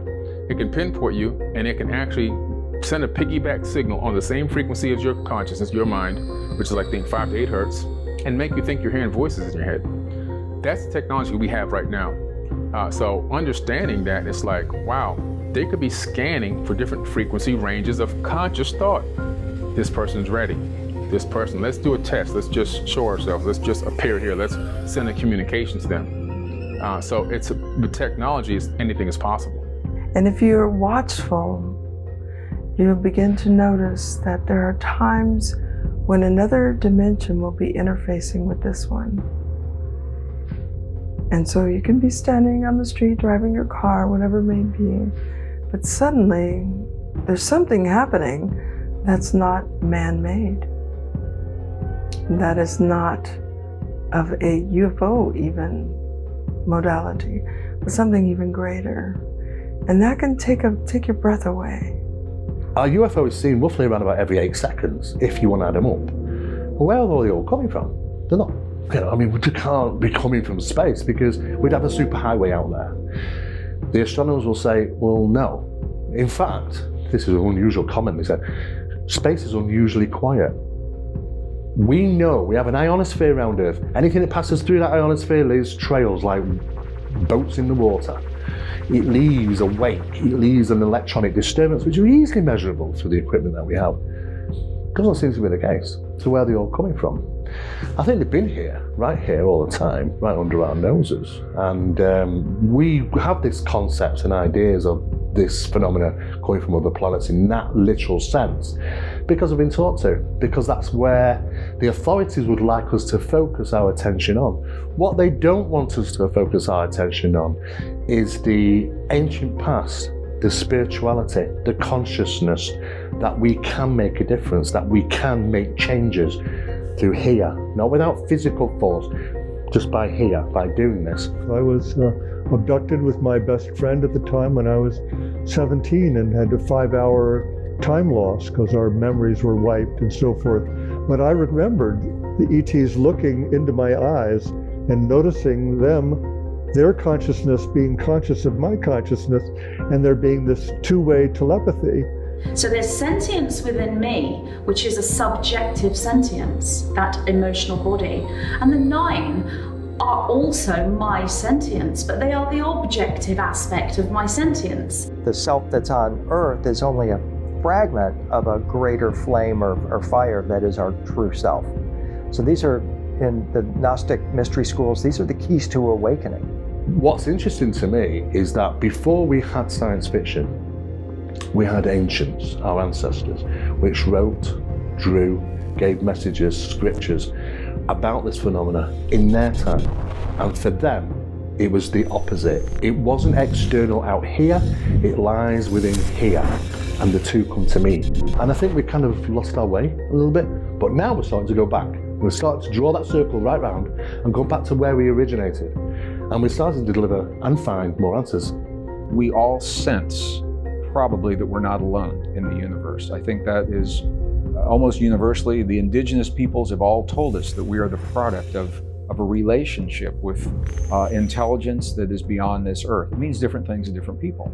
Religions came along and they wrapped their rules around what that means, and spirituality, they've got their ideas, but it has never really been officially acknowledged. People are always wondering what all those things around the sun that the so-called satellites are filming by NASA.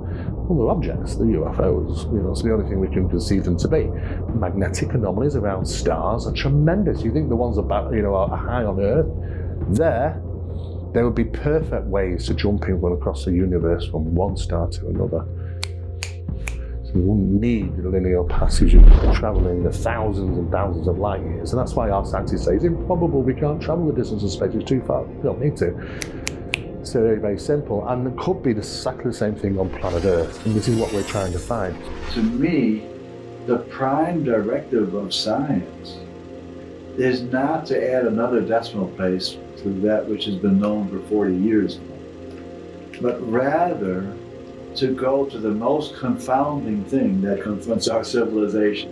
And how could that be anything but this whole UFO, mystical experience of other worlds, other peoples, contact with non-human intelligence, understanding and experiences of telepathy and precognition and remote viewing and near-death experiences. All of those things just seem to come to people after they've had this basic experience of UFO encounter.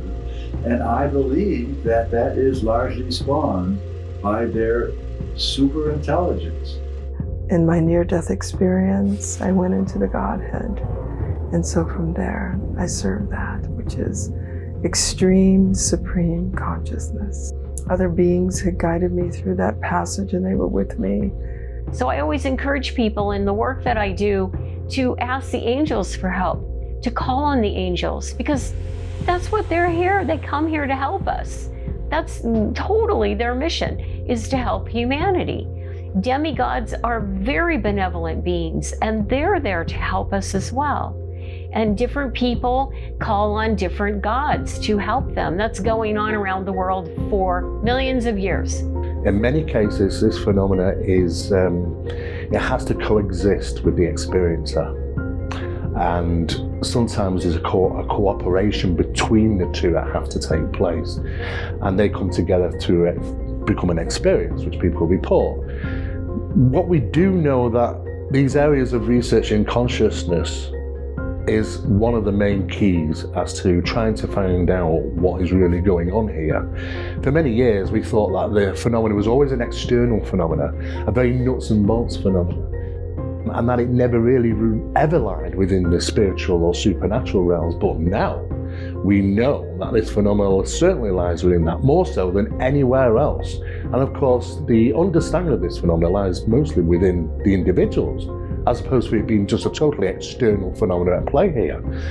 Looking just in that field, the physical field, we're not going to get any answers. We're not getting anywhere nearer trying to understand what this phenomenon represents. We haven't done since the 40s, 50s, 60s, 70s. We're still in the same place.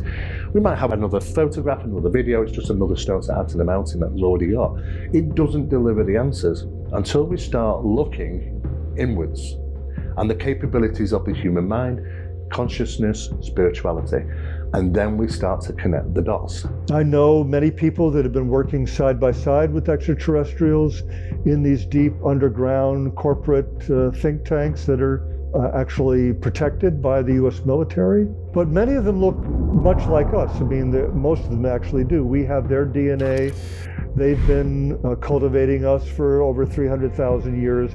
We're like a petri dish little experiment to tinker with our DNA to become more emotionally resilient, because they've had tremendous problems with being emotionally resilient. I think that sentient beings, if we're talking about the same type of beings, sort of benevolent beings, demigods, yes, they feel. There's tons of stories about the Norse gods actually taking human form and walking amongst the people. When the demigods come to Earth, at the beginning of a new phase of humanity, huge portals open up all over the planet.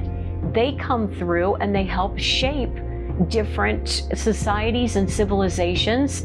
Yes, they do take human form. Yes, they do cross-pollinate with humans. And I think we are the byproduct of countless different experiments and tests that have taken place over thousands of years. And that is why we have such a diversity of humanoids, being some with giants, some with double rows of teeth, some which are very small. You know, it's just such a variety. I think we've kind of been the experiment, in a sense of speaking. Something has been manipulating humanity for a long time, watching us, the watchers, whoever they are.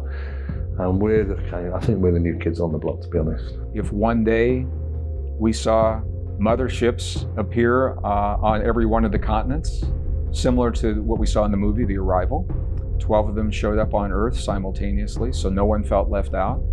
And it changed the way that people thought about their relationship to the world. The whole galactic community regards the Earth as the blue gem. They love Earth and they want nothing to happen to this planet. So that's why we have all these different alien life forms coming through saying, you know, we can do it better, we'll take over, let us, you know, we're going to handle it, whatever. There's a lot of stuff going on, and a lot of different alien groups that are battling for the power of Earth. 2028, they're going to see as a collective in what level we are, preparation for contact. Certain scientists, individuals, we have a personal contact. The new science will be given to the proper scientists, and it's not going to be, they said to me, and I'm quoting, our criteria is not going to be your fame and glory. Our criteria is going to be if they were really doing it in the name of humanity or went into the fame and the money. The possibilities of what lies beyond the veil are endless, but it would feel irresponsible not to also acknowledge the dark side of the Force. Enlightenment means to be in knowledge of everything. It seems polarity extends to the universe, and just as we learn in Star Wars, sentience is a superpower that can be used both creatively and destructively. I've already referenced this assault on our sentience. So who is this puppeteer pulling the strings to the so-called power elite? And how do they mine fear to mind control and emotionally manipulate the majority of our population?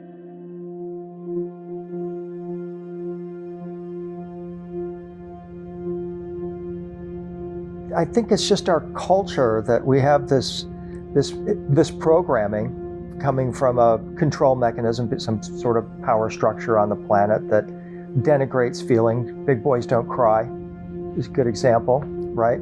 And to disavow our feelings is a way of coping. And then that cascades into a much bigger problem in our lives, because now we can even lose touch with our feelings and our sentience. And it is, as you've said, it's a very long road back to that place. Human beings naturally have addictive personalities, and so, you know, the elites know this, so they play on us. This is how they are able to manipulate us and keep us going in a specific path that they want by putting out things that draw in or focus conscious into different addictions, whether it be gambling or sports or whatever.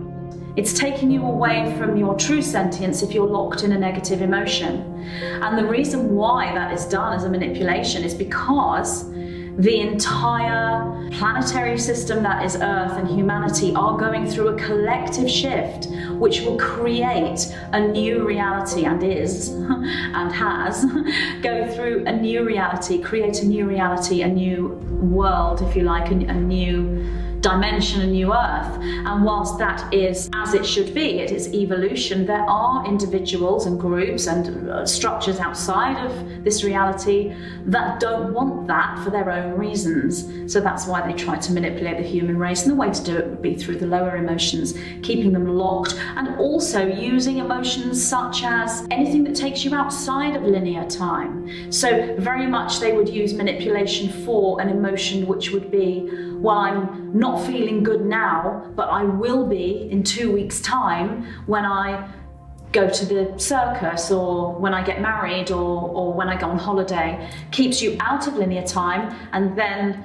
the manipulation is there, so you never reach that goal. Even if you go on holiday or go to the circus, it isn't this big happiness that you are searching. They keep you in linear time, and if you're in linear time with those emotions all the time, you cannot expand into that higher emotion and that unified sentience. So that's another way of manipulation. And the things that we've grown up with, eaten and drank and stuff, is disconnected us more and more and more and more away from the source. And that cycle of suffering is because of that initial disconnection from our own frequency, which is, I think, a catastrophic event for humans. I don't know why it happened, how it happened, when it happened, but that it happened is right there in front of our face, that disconnection. And when you're disconnected from that which you are, what happens? There's only suffering after that. And that unplugging happened about 200,000 years ago when a race of beings came to this planet named the Anunnaki. We call them the Anunnaki. They have various different names. And they began to genetically tinker with the hominids, our cousins, until they got to the Homo sapiens sapien, which is actually us. Our brains became smaller, our pineal glands became smaller, our DNA was unplugged and called now junk DNA, but it's not really junk. And we've kind of been disconnected from nature in a way through this genetic modification that occurred about 200,000 years ago. And modern science has confirmed that a genetic modification happened to us about 200,000 years ago, but they don't know by who. Well, the ancient tablets clearly say exactly who it was. These are the things that have been interacting with humanity probably long before we were even on this planet ourselves. They will always seem to be intrinsically here. You can call them the sky gods, the daemons, the archons, the jinn. You can call them all these wonderful different names, but the phenomenon remains the same. We are living in the matrix. And because of that, there's a financial matrix, there's a systematic matrix, and the financial matrix right now, unfortunately, dominates this planet. But the manipulation, again, is like a negative belief system. They say things that make us less likely to remove them. They're using the same tricks, right? They're getting us to be afraid so we won't see through the illusion. It's like the man behind the curtain in The Wizard of Oz. Their greatest power is manipulating information to make us believe they have more power than they do. That's the greatest power, is simply disinformation that confuses people, that doesn't allow them to see clearly what's going on. But if you can see through it, then they have no control over you in that sense, ultimately, no. We are forced to think in a certain way, follow a certain path, don't stray off the path. And unfortunately, society's like that. You know, it forces you down this path so people continue to do the same thing. You've got to get off the path. You want to make a difference, you want to change your life, you want to really know what's going on in the world, do it for yourself. Don't follow the path. Now, when we talk about negative structures, because consciousness has it all, they can create artificial timelines through platforms, through location, and anybody can get in there, but guess what? Negative structure cannot go into location of a positive reality, for example, because they no longer match the frequency vibration and they cannot reproject themselves in consciousness to exist in a timeline like this. That's why it was necessary for them to create artificial 3D archon timeline and reality and put everybody in fear, because the fear project frequency vibration to hold the reality matrix because you were the battery for it. Fear is the #1 form of manipulation. In other words, with fear, I can make you do anything. First, I create the fear, and then I present the solution for the fear. Now I'm your puppeteer. I can pull all your strings, and I can literally make you do whatever I want. That's why they pump fear 24 hours a day, 7 days a week. As I like to tell people, for the past 10,000 years, since the last great flood, the last great climate change catastrophe, humanity has not had a predator, except ourselves. Right? We either do ourselves in or we try to do our neighbor in, right? But we don't have an outer force like a saber-toothed tiger that is hunting us for breakfast, right? But AI is our predator now. Or we're enabling AI to take steps to become effectively our master, where algorithms will be making decisions for and about us, even without our knowledge.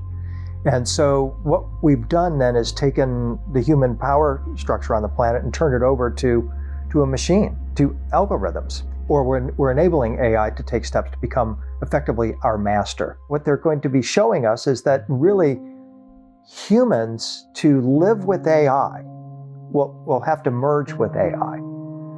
And what that means we're going to have to give up is our own sentience in order to coexist with a machine that has no sentience, that has fake or imitation emotions or sentience. It's anti-human, for certain. And it's anti-sentience. It's another way of wiping feelings off the planet. It could bring about our extinction and our replacement, even within the next decade. So there's weaponized artificial intelligence. Every major country has it. If I lay down my artificial intelligence weapons, then another country is able to overwhelm me. So there's this huge arms race we're in cyber land. And so no country can afford to quit. Just like in the Cold War, no country could afford to unilaterally disarm its nuclear weapons. Now we're in the area of cyber weapons and everyone's got them and looking for better ones to dominate everyone else. So there's so many different levels that have been kept secret and we haven't learned about on a mass level, but that's beginning to break through now. And we're being informed by these very brave insiders whose lives have been threatened to have come forward because the power elite hasn't wanted this to come forward, but now actually they're saying that's okay. You can talk about all that all you want, but just don't get into free energy, because that's going to uproot the oil industry and all our control over the economies and the central banking system. And that's more of a service to self path. It's a very disciplined path where that is really what they try to do. They work with the language of light, which they wouldn't call it that, without bringing in sentience. Their objective is to master sentience. So they would want the technical viewpoint without the sentience. So that's the third eye chakra, if you like, without the heart. So it can be done, but even in that instance, there has to be some level of sentience. It's just that what the service to self groups do is master or control, and to a point, repress the sentience to enhance the technical left-brained perception. And I think what people need to think about is, can you imagine a world without feelings? A world without sentience? That's what we're creating. So this is the reason somebody knows how to put you constantly in the negative, so you can constantly stay in a vibratory rate to create a platform of matrix that they can exist. Otherwise they can't exist. And that's why you don't discard negative structure. You say, I know what you're doing. I know who you are. Thank you for the experience, but I would like to create my own reality. And you move forward by give emotion from a joy and understanding without judging that consciousness, because that consciousness is also in their level of understanding. Because their consciousness that look upon humanity that we are cattle. At the same time, humanity is genocide millions of animals. I know the extent of the manipulation is just beyond people's comprehension. Yet, who are we to judge when we do the same to the animals? So see how when you really pull back and look everything, it becomes pretty clear that we move into a new level of understanding. And it's slowly, but the outcome is inevitable, and that is in the name of humanity. Now, some of that power elite have defected, and they have the same very powerful next-gen technologies as the power elite have, and they're going up against the 0.0001% and saying, look, we're tired of you using, sentient human beings and torturing people and using them as pawns, and, it's over for you. We're as powerful as you, and actually more powerful, because we have the whole of humanity behind us. Every level of consciousness in every person, since it's simultaneously run into every other timeline of reality, they also have a higher self. So if you here completely became manipulated or didn't realize what you were doing, your higher self will sabotage your platform of reality to stop you to go against humanity. So what they don't understand, that is game over, not because of a judgment, is because your higher self, and because you're part of consciously, will stop you because it's time for ascension. The antidote to the threat of AI is to raise our ascension intelligence, our angelic intelligence, to tap into our innate spirituality, and to recognize that what AI is offering to us is simply a simulation or a fake version of what we can all do naturally and organically. We can increase our intelligence, we can have psychic communications, we can do all of these things organically that AI is trying to replace. While it's true that some conspiracies obviously do exist, and those people are doing that because of their own fear-based issues, because they feel like, well, this is the only way I can stay in power, when in fact it's not an expression of power at all, really, then people just need to see through that and go, you know what, this just isn't working anymore. Let's make a change. Let's have a positive conspiracy of making positive changes. Because conspiracy just means to conspire, it means to breathe together. Conspire means to breathe together. So let's breathe together some positive ideas out there. Let's have positive conspiracies. Why not? The antidote to these anti-life templates that are created by covert reversal codes, inversion grids, and distorted geometries lies in our ability to exercise free will for enlightenment. Just as we can train our consciousness to operate in a life-affirming manner, we can choose to use our free will to manifest the ultimate timeline for humanity. And our sentience is exquisitely designed to show us how to optimize free will advantageously.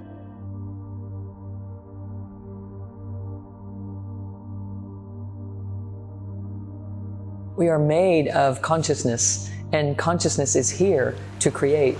And we are gifted with this amazing capacity we call free will to make choice. So we, of course, feel empowered when we make choices.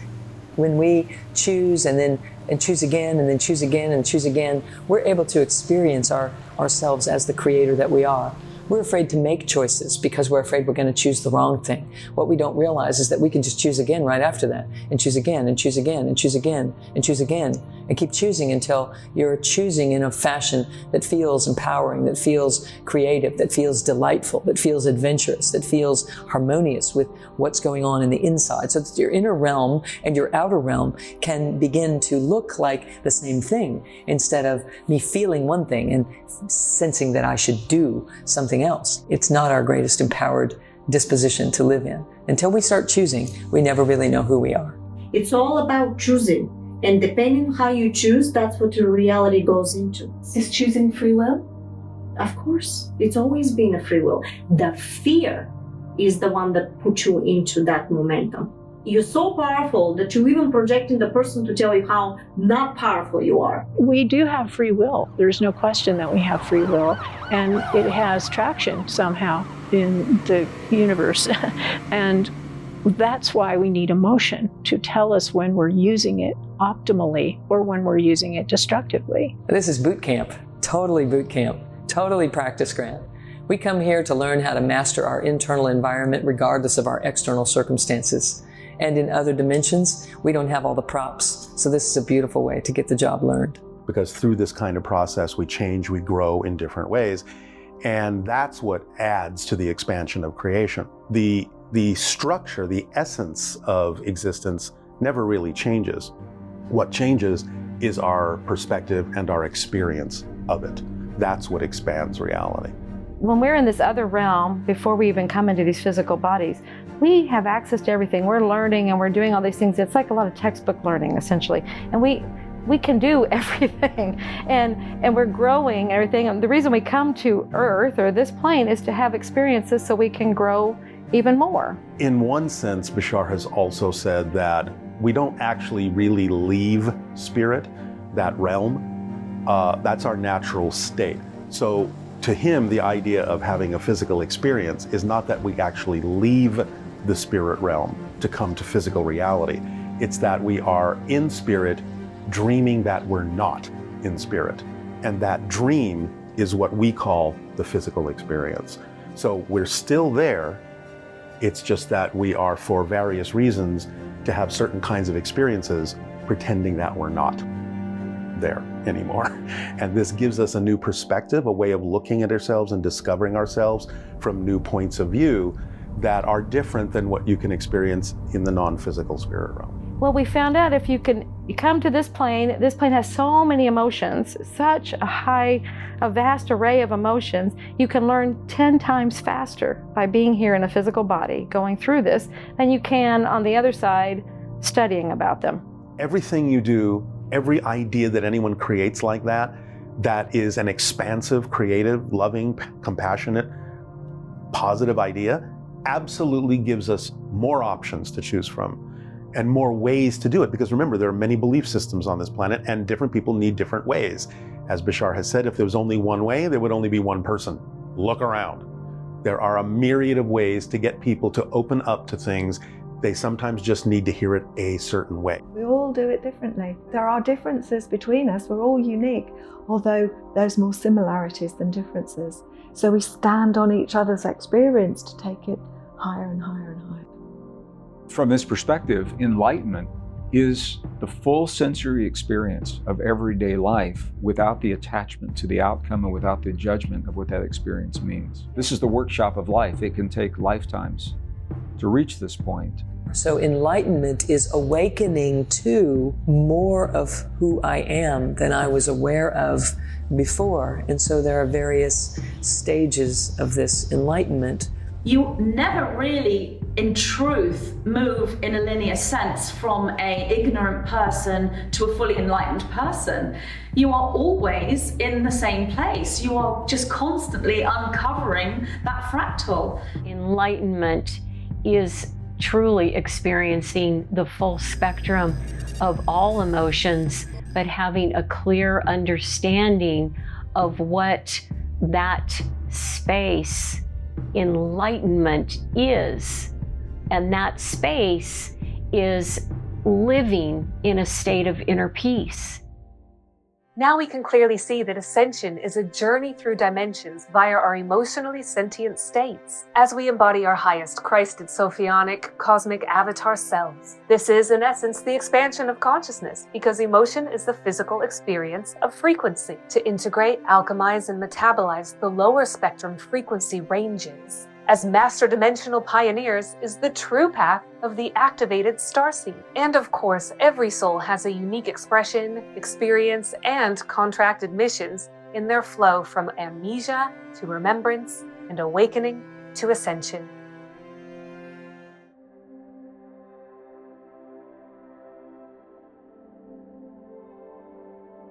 The spiritual awakening that people are waiting for is actually taking place right now, but it hasn't had necessarily the glamorous big bang kind of a context to it, so sometimes it gets unnoticed. We are now passing through a rebooting of our DNA, and we are starting to remember, as the Aborigines say, the spirit that we are going through is the great awakening, the great remembering. We have been 12,000 years is basically in a dreamland, not alive, not awake, but in a dreamland. Now we are remembering and we are awakening.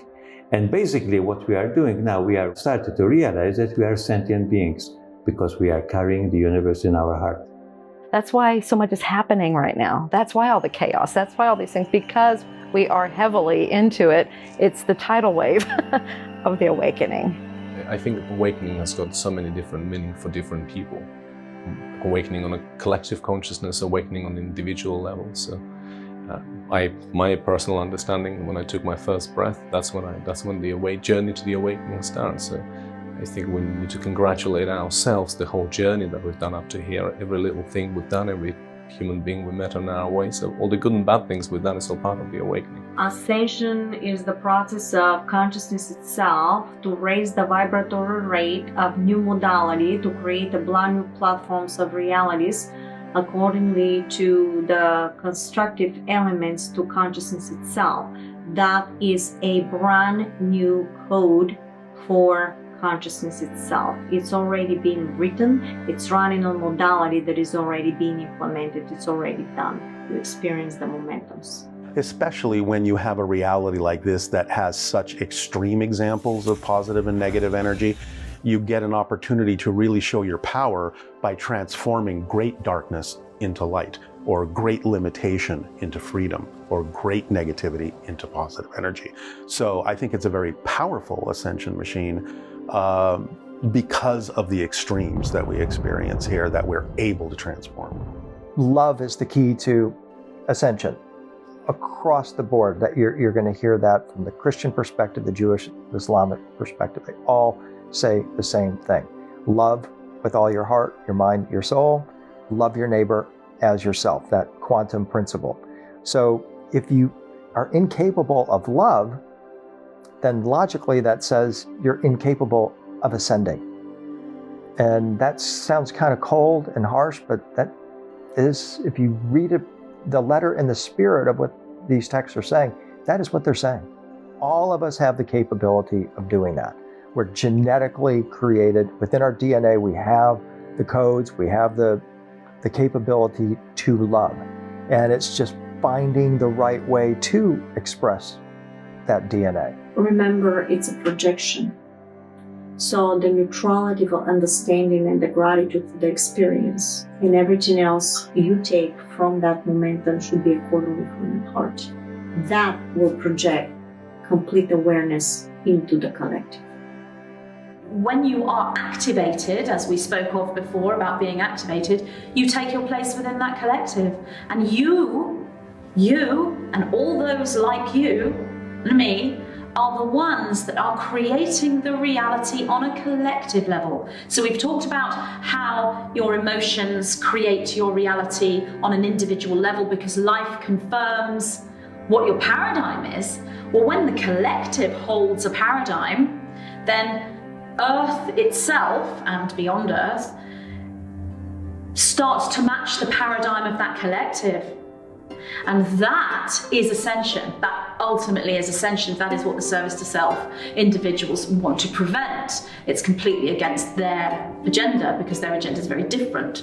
That collective paradigm creates the reality for the entire planet. So all of humanity start to then experience the creation that has been created globally and galactically from those who are experiencing this higher sentience. You made it. You're just dreaming your ascension. That's the step by step by step. We're already there. One cannot adequately explore sentience without bringing in the loaded G word. God, Goddess, Source, Omnipresence, all that is. So what is God consciousness, and how can we lose the baggage from eons of dogma and doctrine to embrace the love at the core of this divine elixir of creation?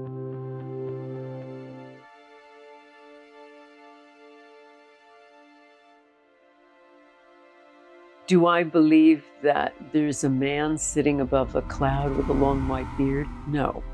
Do I believe that God essentially is inside of us and inside this field and part of this field? Absolutely. Well, what is God or goddess? I mean, this communion of every individual dimensionless point in the whole geometry of space-time and the synergy, the fields and curvatures and forces that arise spontaneously and continue to be reconfigured and rebalanced so they all add up to zero. They all sum to zero overall at every given moment. That's an amazing juggling act that the universe is doing. And we feel it. And I have had a few peak experiences that were really beautiful and unexplainable and life-changing, where I felt suddenly like a part of a much bigger fractal, if you will. And that ultimately everything was at the top of it. And that's the way I like to think about God, or the self with a capital S, if you will, because I do think consciousness is part of that story. I'll just call it the universal source. The heart's the entry point.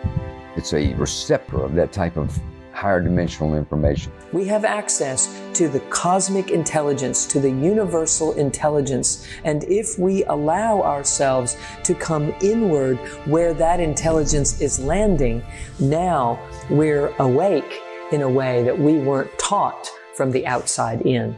Because we are creators. We are powerful beings. And all these are distractions. It doesn't allow us to go in to say, I am powerful.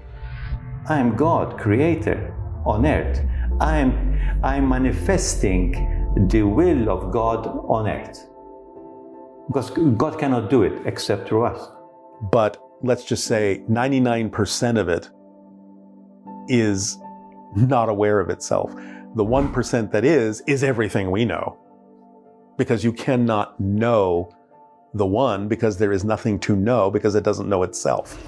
That's the ineffable part of the idea of God, Goddess, all that is you can't necessarily know the one because that implies an experience of something that can't even experience itself. But the all that is, yes, that you can know and that you are. And therefore you can have an experience of being that. So the idea that when people quote unquote merge or blend with all that is or God or Goddess, they don't lose themselves, they become that perspective. They're all that's left as God, because you are all that is, experiencing itself as if it's not all that is in us. And the God we're meant to embrace is a God of connection too, that makes us understand that we are all one.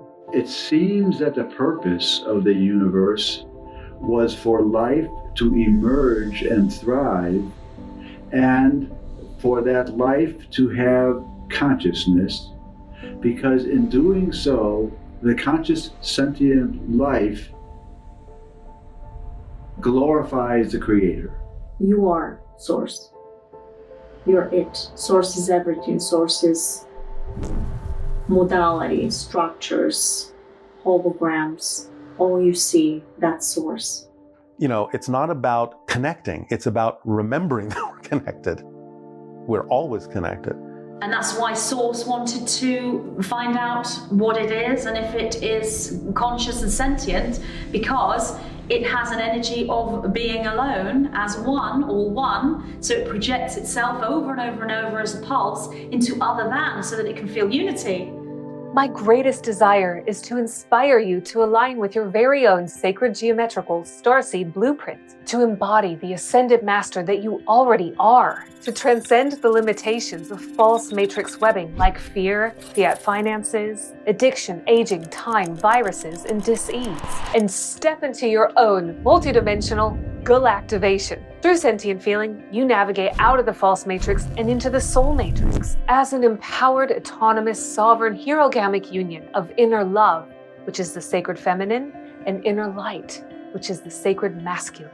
Only then shall we become immune to the infections of the artificial archonic matrix, its synthetic timelines and unseen negative influences. And only then can we achieve true Stargate ascension as a unified starseed collective. You are the override frequency. Who knows, maybe there will be a Samvartica Fire-style solar flash that some might call the event, but ultimately, I truly believe that the event is happening right now, inside you. When you need to take your sovereignty, you put your foot down and you say, this is it, this is what I believe, thank you very much, and you move forward. You need to do that, because that doesn't mean because you talk about loving creation, you being vulnerable. No, you actually hold the most power. Human beings are extremely, extremely incredible. The way that our avatar bodies are structured or set up, the way that we're able to download information directly from space-time, and the way that we have all this energy inside of our body. That's what Qigong is all about. And Reiki healing is all about manipulating the energy centers in our body. The energy and the power is already in us. And the end of the game is figuring out who we are so we can move on, right? And it's just, we have to get through there, but we don't even know, one, it's a game, two, that we created the game. And that's what the whole thing is, to figure out that we did that. We are the creators of this game. The same divine energy that created everything that we see in the third dimension is the same exact divine energy in every single atom in their body, and they have billions of atoms. So the power is already in them, and the only thing they need to do to access it is command it. If we were not the masters of the realities, then we wouldn't be here. So the fact that we are already here kind of tells us that, well, okay, hold on, I'm something special if I'm already here. So it's just to kind of start acknowledging that master within. And you stand in a state of divinity, you acknowledge your human nature, and then you begin to move your life forward in a grand and beautiful way. So people ask me if I believe that we're going to see a mass shift in a moment in time that everyone will recognize. It will be impossible not to recognize that.